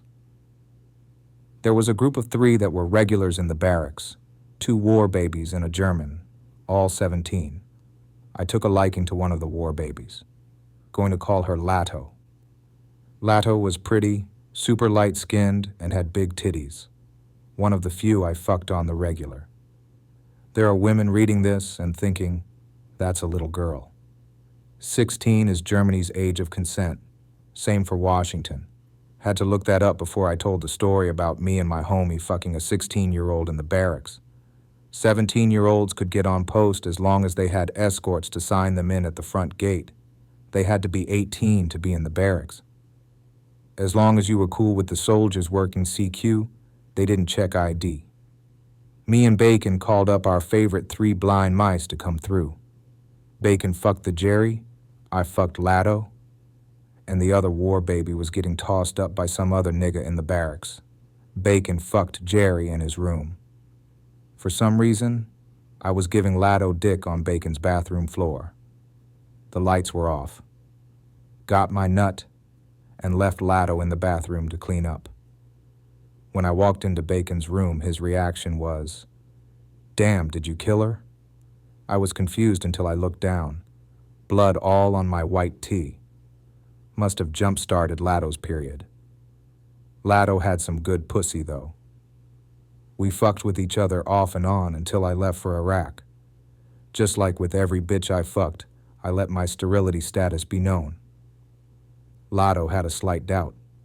In her defense, niggas be lying. She hit me up while I was in Iraq, asking if I was sure I was snipped. Told her to relax and that her period was just late. Of course I was right. My vasectomy was performed by the Ben Carson of urology. I fucked the other war baby in the crew. Lado must have had something going on. Shit. I don't remember who my wingman was that night. We went to the war baby's apartment. I fucked her with a condom on. Pussy was so loose I couldn't enjoy it. Faked a nut and got it over with. Spence was busy being a family man, so we didn't hang as much. He lived in post housing. Every once in a while, Spence swung through the barracks. On one of those stops, he told me that his wife and kids were out of town for spring break. I called up Lato. We picked her up and her crew. The NCO working CQ was tripping. He wouldn't let us sign in our guests because they weren't 18. I looked over at Spence and asked if he was down to go to his place. Surprisingly, he was. The 5 of us went to the Spence residence. Spence fucked the war baby in his bedroom. I fucked Lado in his daughter's room. The German bitch didn't want any dick. She waited in the living room while her friends were getting fucked. I'd pay so much money to watch my life on Netflix. When it came to the women, if they were on post or lived close to post, you know that they weren't yours. It was just your turn if they chose you. We used to call them barracks rats. I think they call them barracks bunnies now, and Bacon ended up linking up with Iman, which wasn't something I was tripping off of because Iman put me on to her Turkish friend. Young Turk was married too, but separated. Out of all the women that I have fucked in my life, Turkish women have the tightest vaginas. Young Turk's pussy gave my dick a bear hug the first time we had sex. Bacon and I went on a double date with Iman and Young Turk. We met up at Cheers. Located a couple of miles from the post, Cheers stayed packed with soldiers. The 4 of us were on the dance floor. Felt on Young Turk's booty while we danced. Looked over to my right. Bacon and Iman were having a disagreement. I wasn't going to let him fuck up my pussy for the night. Pulled Bacon to the side. Looked him right in the eyes. "I know you're drunk, but you're doing too much right now." He nodded. Message received. Pep talk sobered him up enough to act right for the rest of the night. Looked at my watch. It was getting pretty late, and I had a PT test the next morning. Gave Bacon a "I'm ready to go" look. Young Turk drove, so we got in her car. If we didn't have somewhere to be in a few hours, we would have gone to Iman's house. There was an empty field next to Cheers' parking lot. I told Young Turk to drive there. We weren't trying to be seen or disturbed. Young Turk's car didn't have a lot of room. Classic European compact car. Bacon and Iman fucked in back seat. I got the bright idea to try and fuck Young Turk on the hood of her car. That didn't last long. "It's too cold outside." Went back inside a car. Fucked Young Turk in passenger seat. I looked over. Iman straddled Bacon. Even though I was inside some pussy, I wanted more pussy. I suggested that we do a full swap, but Bacon wasn't about that life. My focus returned to Young Turk. Hearing Iman and Young Turk's moans made my dick harder. Young Turk's car looked like a steam room. We finished. rolled down windows, fixed our clothes. Young Turks dropped Bacon and me off at the front gate. Both of us were still drunk. Walking from the front gate to the barracks felt like forever. Didn't have enough time for a nap.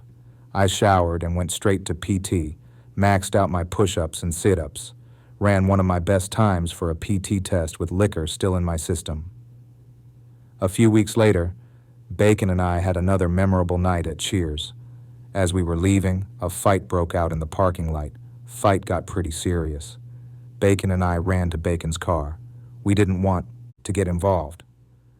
I was the double D. Looked to my right. Saw a big black dude running in our direction. Before I could shift gears, glass shattered.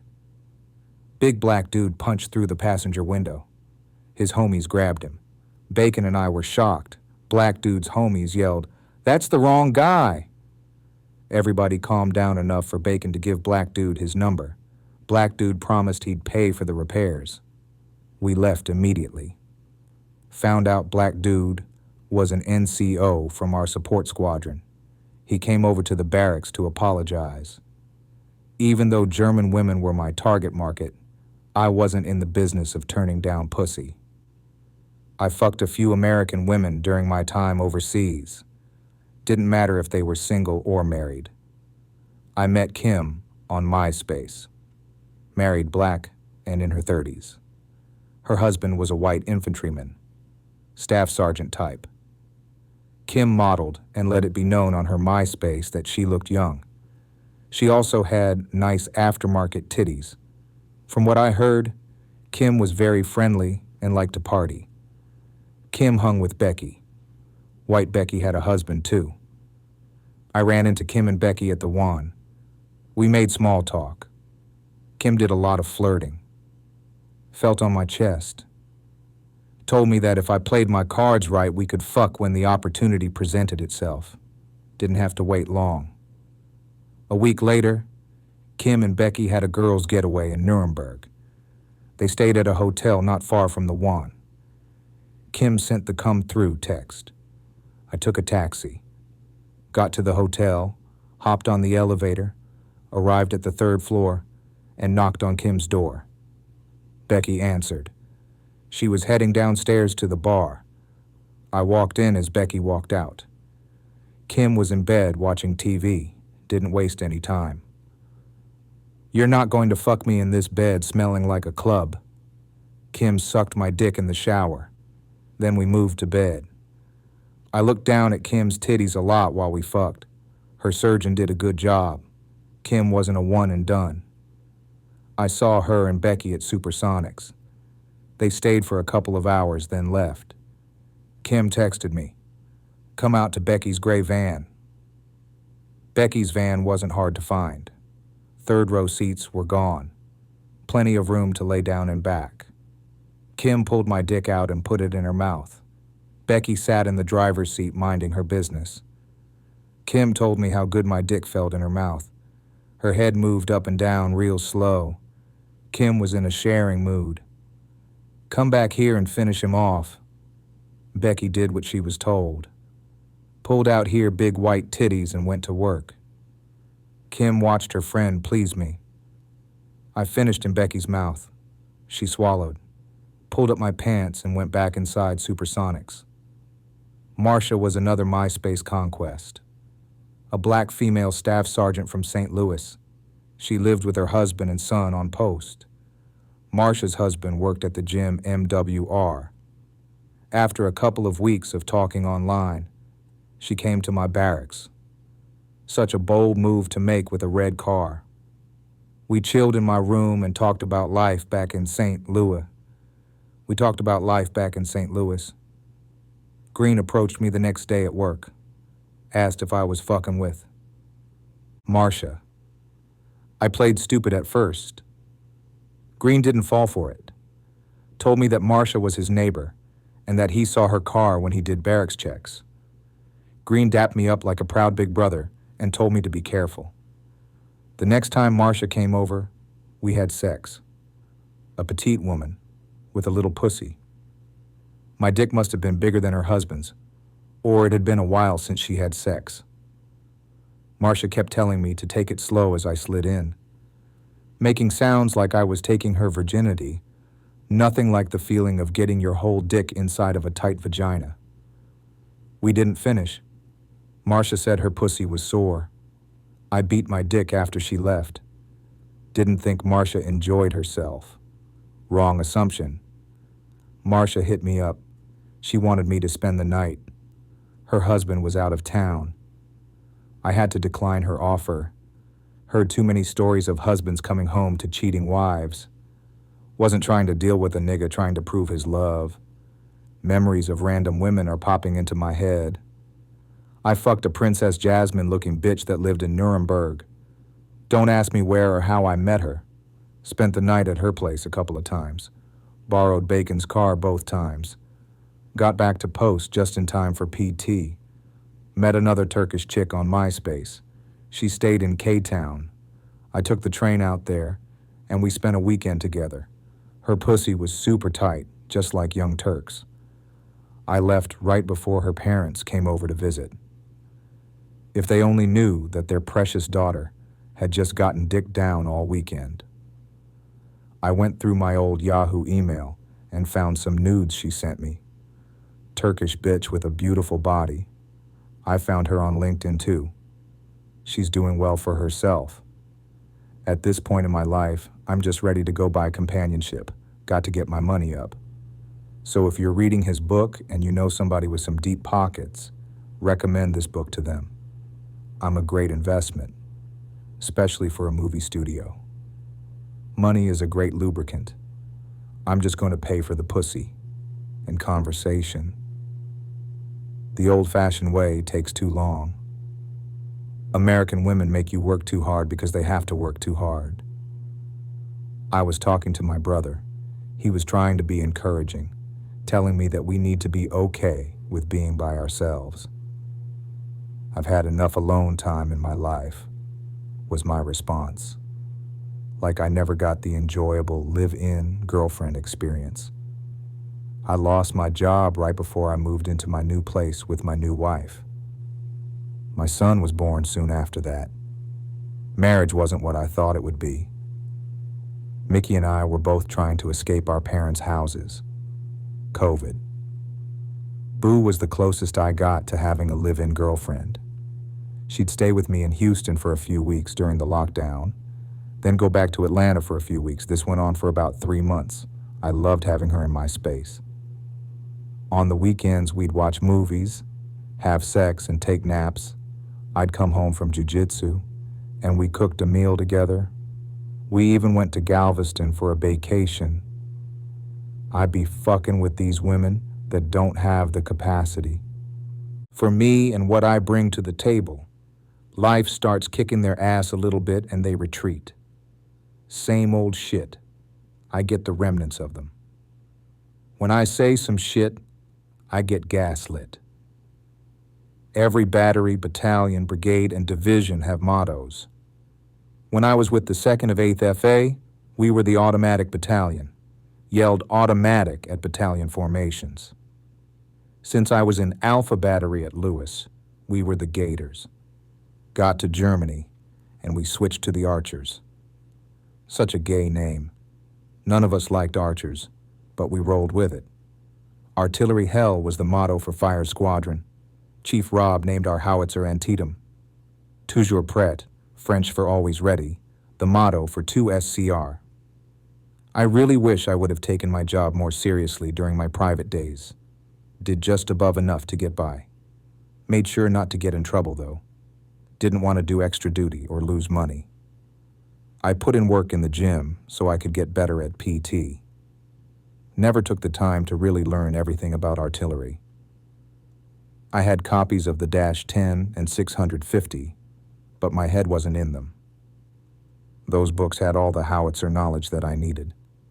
Got switched from assistant gunner to ammo team chief when I got to Germany. Didn't want to look stupid, so I memorized shell fuse combinations. It was a bitch strapping down all that ammo. Every time we emplaced, I had to prepare at least 8 rounds to be fired. Getting a cool view of the gun during fire missions was one of the perks. I used my digital camera to take pictures and videos. Got my own truck and trailer, so I always had a reserved place to sleep. Felt like I was sabotaging my own career by not going the extra mile. Fire's squadron had a Soldier of the Month board soon after we arrived in Germany. Chief Rob wanted me to go, but I couldn't. My dress uniform was packed with the rest of my unaccompanied luggage. That luggage didn't arrive until after the board. Hooker ended up going and passing. That fast-tracked his career. Hooker got a waiver for E4 and eventually made E5 before I did. Yeah, the same Hooker that was swimming in his own vomit in the latrine at Lewis. Being a 24-year-old private sucked. Getting treated like a child was a constant jab to my ego. Barracks checks felt like an invasion of privacy. That's what comes with the job. You don't start getting treated like an adult in the Army until you put on stripes. I messed around with a warrant officer's daughter. Her family was Venezuelan. The young lady was in her early 20s and came over to Germany as a dependent. Guess I'll call her Burger Queen since she worked at the Burger King on post. I met her in one of my battle's barracks room. He was fucking with her friend. Me and Burger Queen hit it off right away. Had to put in a little work to get the pussy, but not too much. She met me at the barracks after I got back from a week-long field problem. I was so tired, though, that I fell asleep while Burger Queen gave me oral. Her dad wasn't a fan of his daughter fucking with soldiers. I mean, who else was she going to date? Got real awkward when a soldier from CQ came knocking on my door while Burger Queen hung out in my room. A warrant officer came over here looking for his daughter. Burger Queen went home with Daddy. I was occasionally fucking with Scylla's friend. She wanted to go to the Juan. We stopped by her husband's NCO's house first. Rather odd, I thought, but I rolled with it. Henry's NCO was black and married. Like that really mattered. I had a feeling that Scylla's friend and this nigga fucked already. Were fucking at the time. Or planned on fucking. Sometimes you could be around two people and get that vibe. Once we were done there, we went to the Juan. I think that was the night Henry decided to go too. Didn't get to enjoy my time with Scylla's friend. I wasn't about to fight a dude over his wife. I don't think that was the same night, but there was one night where me and Scylla's friend went to the Juan. She let me drive her car back to Vilsack. Let me rewind. Bacon, clearly drunk, was there that night with one of his medic battles. They left before I did. On the way back, I looked over in a ditch. It was Bacon's Pontiac. Bacon and his medic battle were standing outside waiting for help to arrive. I could see them, but they didn't see me. Could see that they appeared to be okay. I had a choice to make. I could have stopped and helped or kept it moving so I could get some pussy from Scylla's friend. That version of me chose pussy over the homie. Fucked Scylla's friend when we got back to her place, then walked back to the barracks.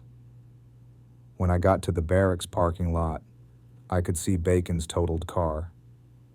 I guess they had it towed there. Had a surprised look on my face when I walked past Bacon's room. What happened to your car? Did most of our training in the backyard, which was graph. Close proximity meant short field problems, different experience in Hohenfels. Took our howitzers with us but didn't shoot, just dry fire missions. At night we slept in tents, got tired of eating MRS, so Romero and me took apart some magazines to make ghetto skillets. We put Spam on the skillets and the skillets on our potbelly stove. I think I went to Hohenfels 3 times. One of the homies verified what I'm talking about. Created a lot of field memories. Chief Rob's phone alarm being the most memorable. It played Jay-Z's This Can't Be Life every morning. Very fitting. I got in trouble for some stupid shit during one of those Hohenfels rotations. Wasn't paying attention at the clearing barrel and popped off a blank round when I attempted to clear my M16. Just got a counseling statement for it.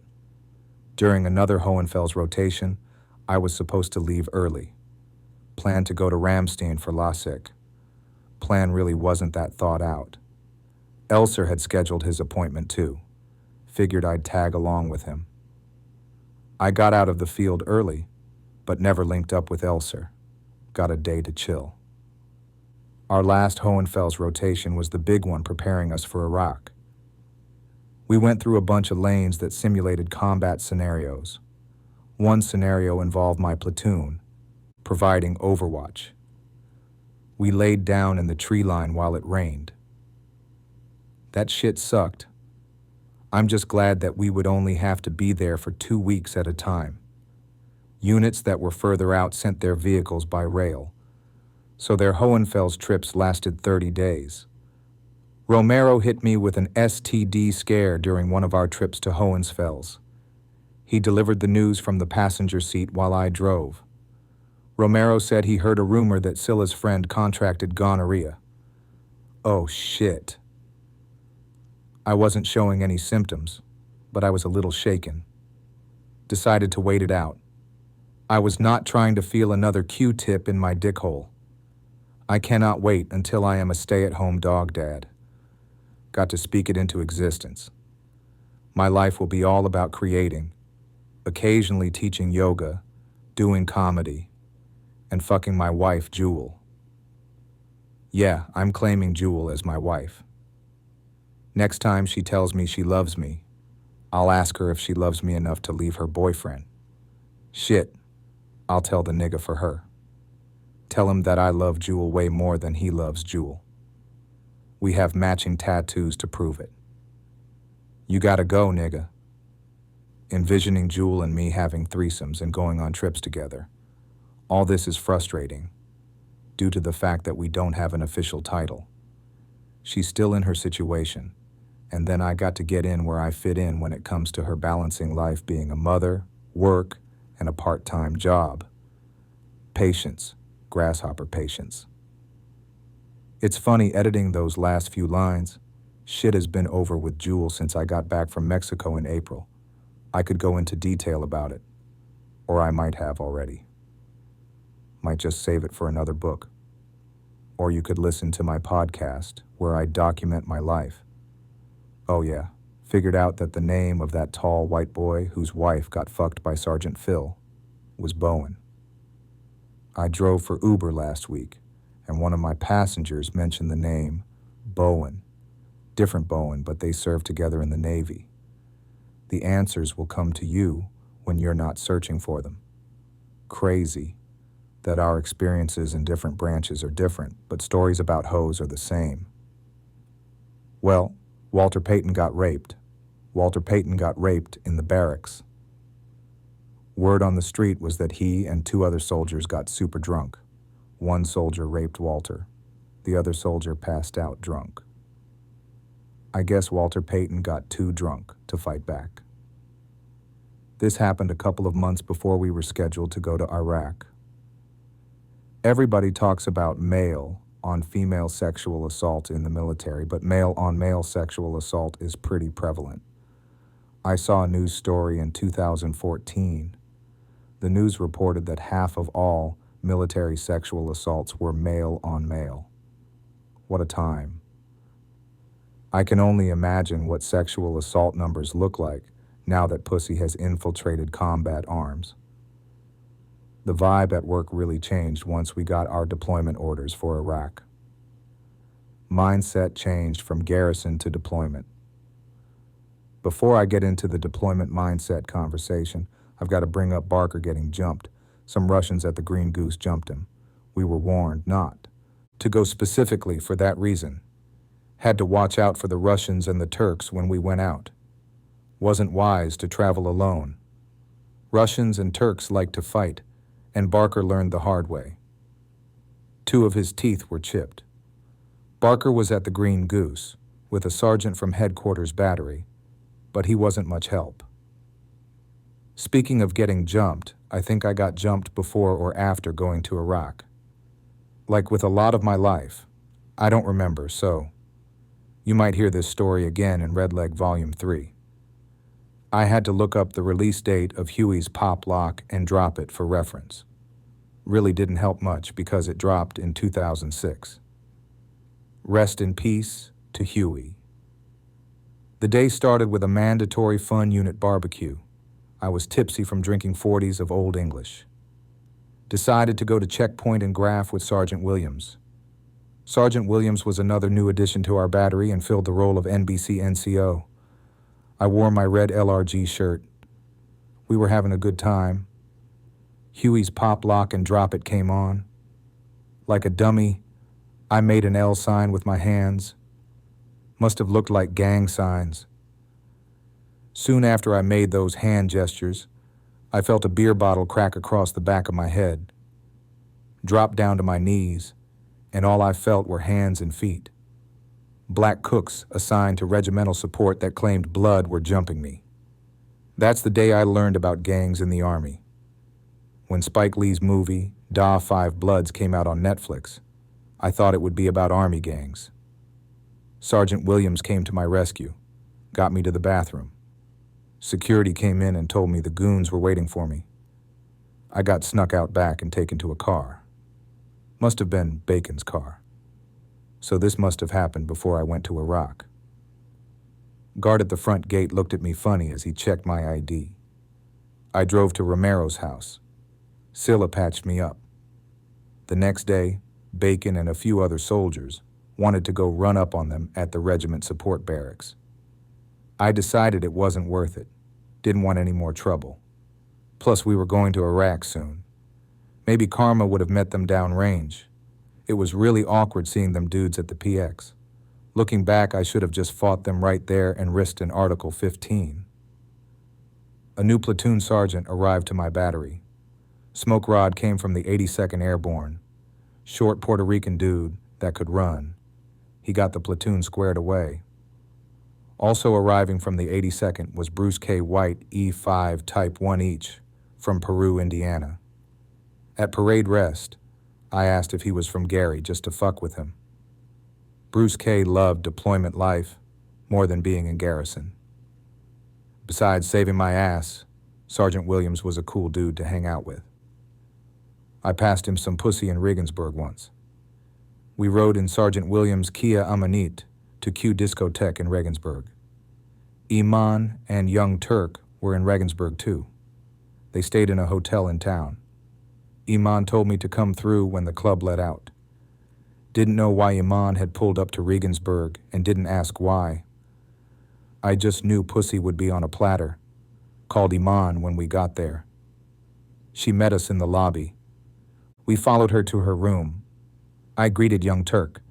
The room had 2 beds. We all sat and talked for a little while. Still buzzed from coup, I was ready to fuck. Iman sat next to me. I leaned over and asked if she was trying to make something happen. In my head, a foursome was pictured. Iman told me it wasn't that type of party, but told me we could fuck in the bathroom.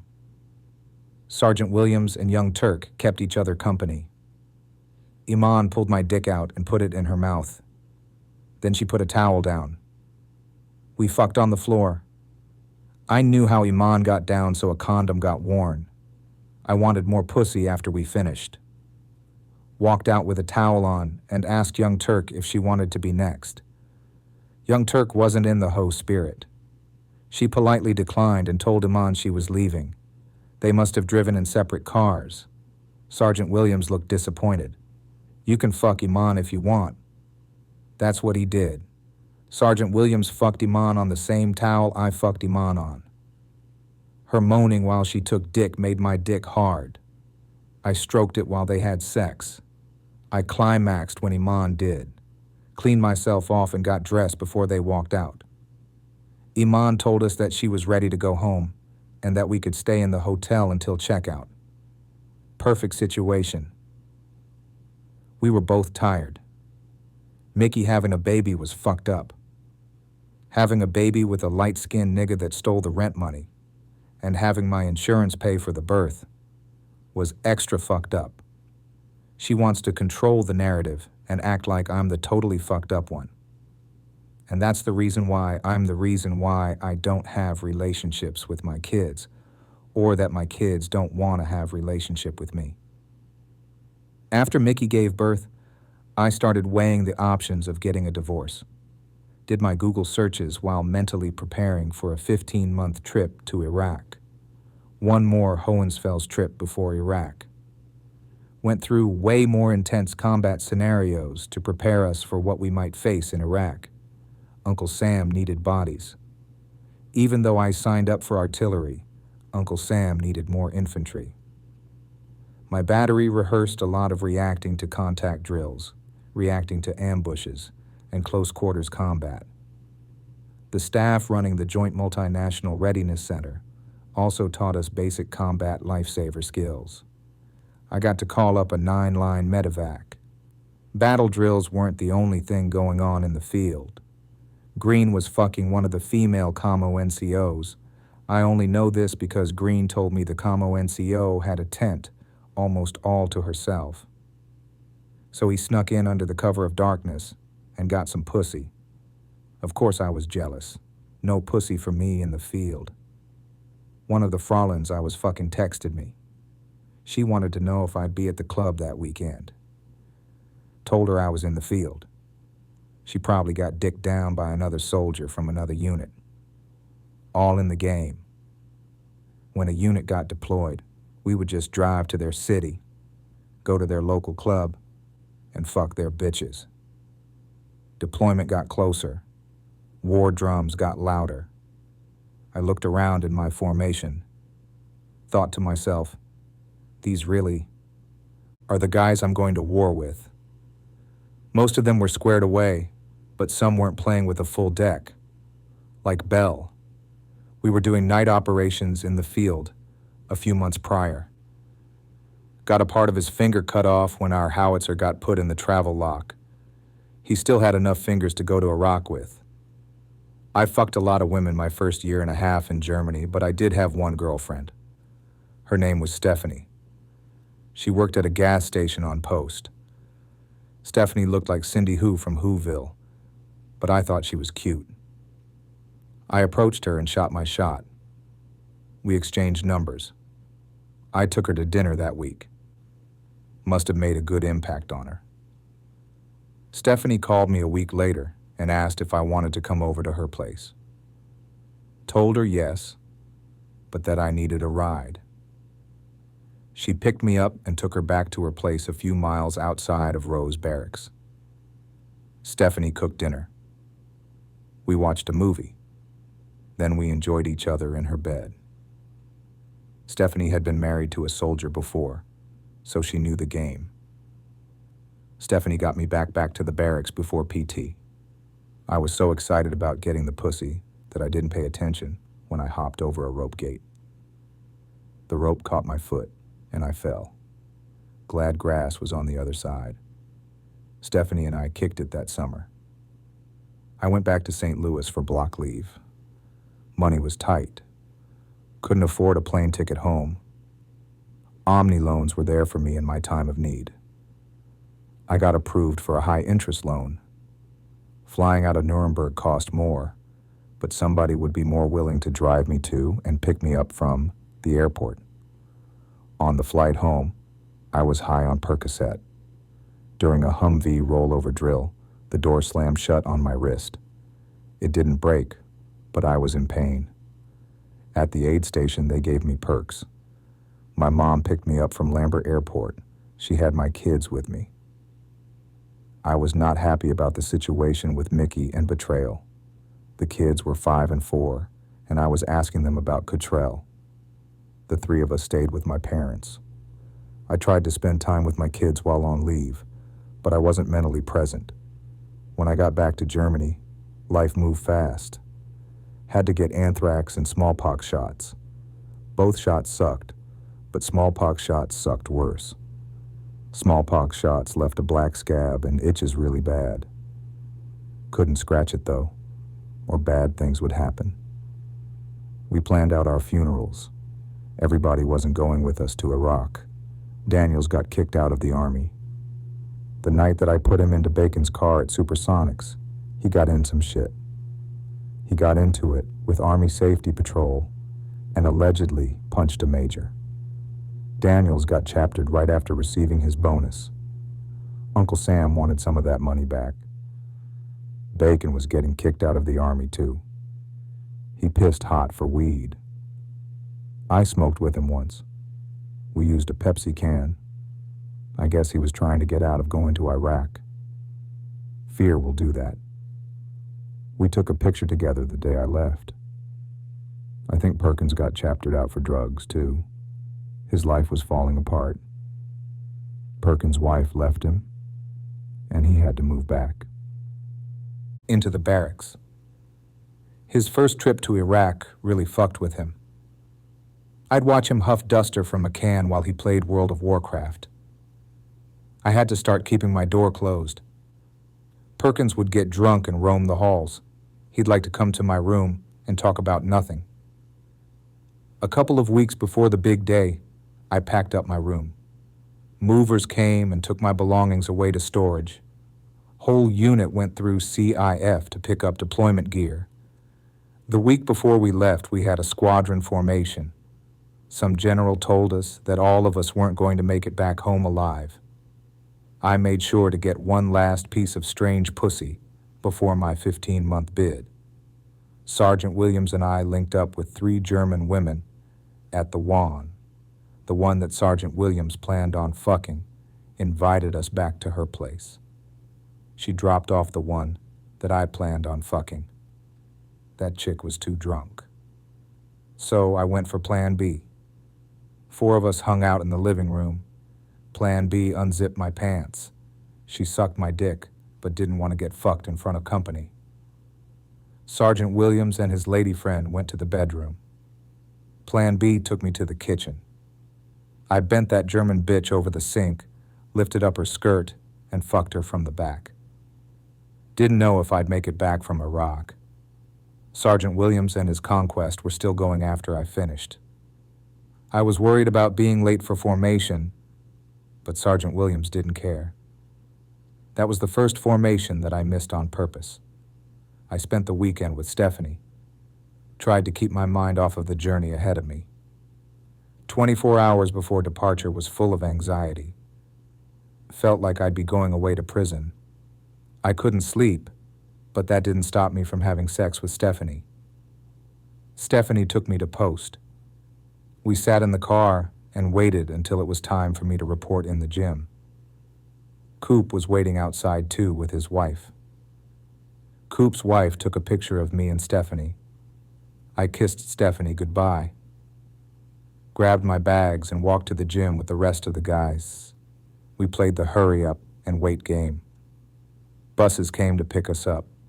I got put on baggage duty since I was a private. We got on the buses and away we went. As we left Rose Barracks, the families outside were waving at us. Next stop, Ramstein Air Force Base. Feels good to finally get this bitch done. I don't know when the fuck I'm going to start working on Red Leg Volume 3, so don't ask. Just enjoy this one and Red Leg Volume 1. Speaking of which, I gave a copy of Volume 1 to Anderson Cooper when I was on a veteran psychedelic retreat in Mexico. So hit him up on Instagram and Twitter at Anderson Cooper. Tell him to interview me or pass my book along to a studio with deep pockets. I'd like this book to be turned into a movie at some point. Oh, in the spirit of staying on brand, I got a confession to make. When I looked through those old emails between Mickey and me, I found a picture of her titties that she sent me. Ex-wife titties brightened up my day. I hope you enjoyed this work of art. It was a pleasure presenting it to you. Be great. Lord God, I come to you a sinner, and I humbly repent for my sins. I believe that Jesus is Lord. I believe you raised him from the dead. I would ask that Jesus come to my life and to be my Lord and Savior. I receive Jesus to take control of my life and that I may live with him from this day forward. Thank you, Lord Jesus, for saving me with your precious blood.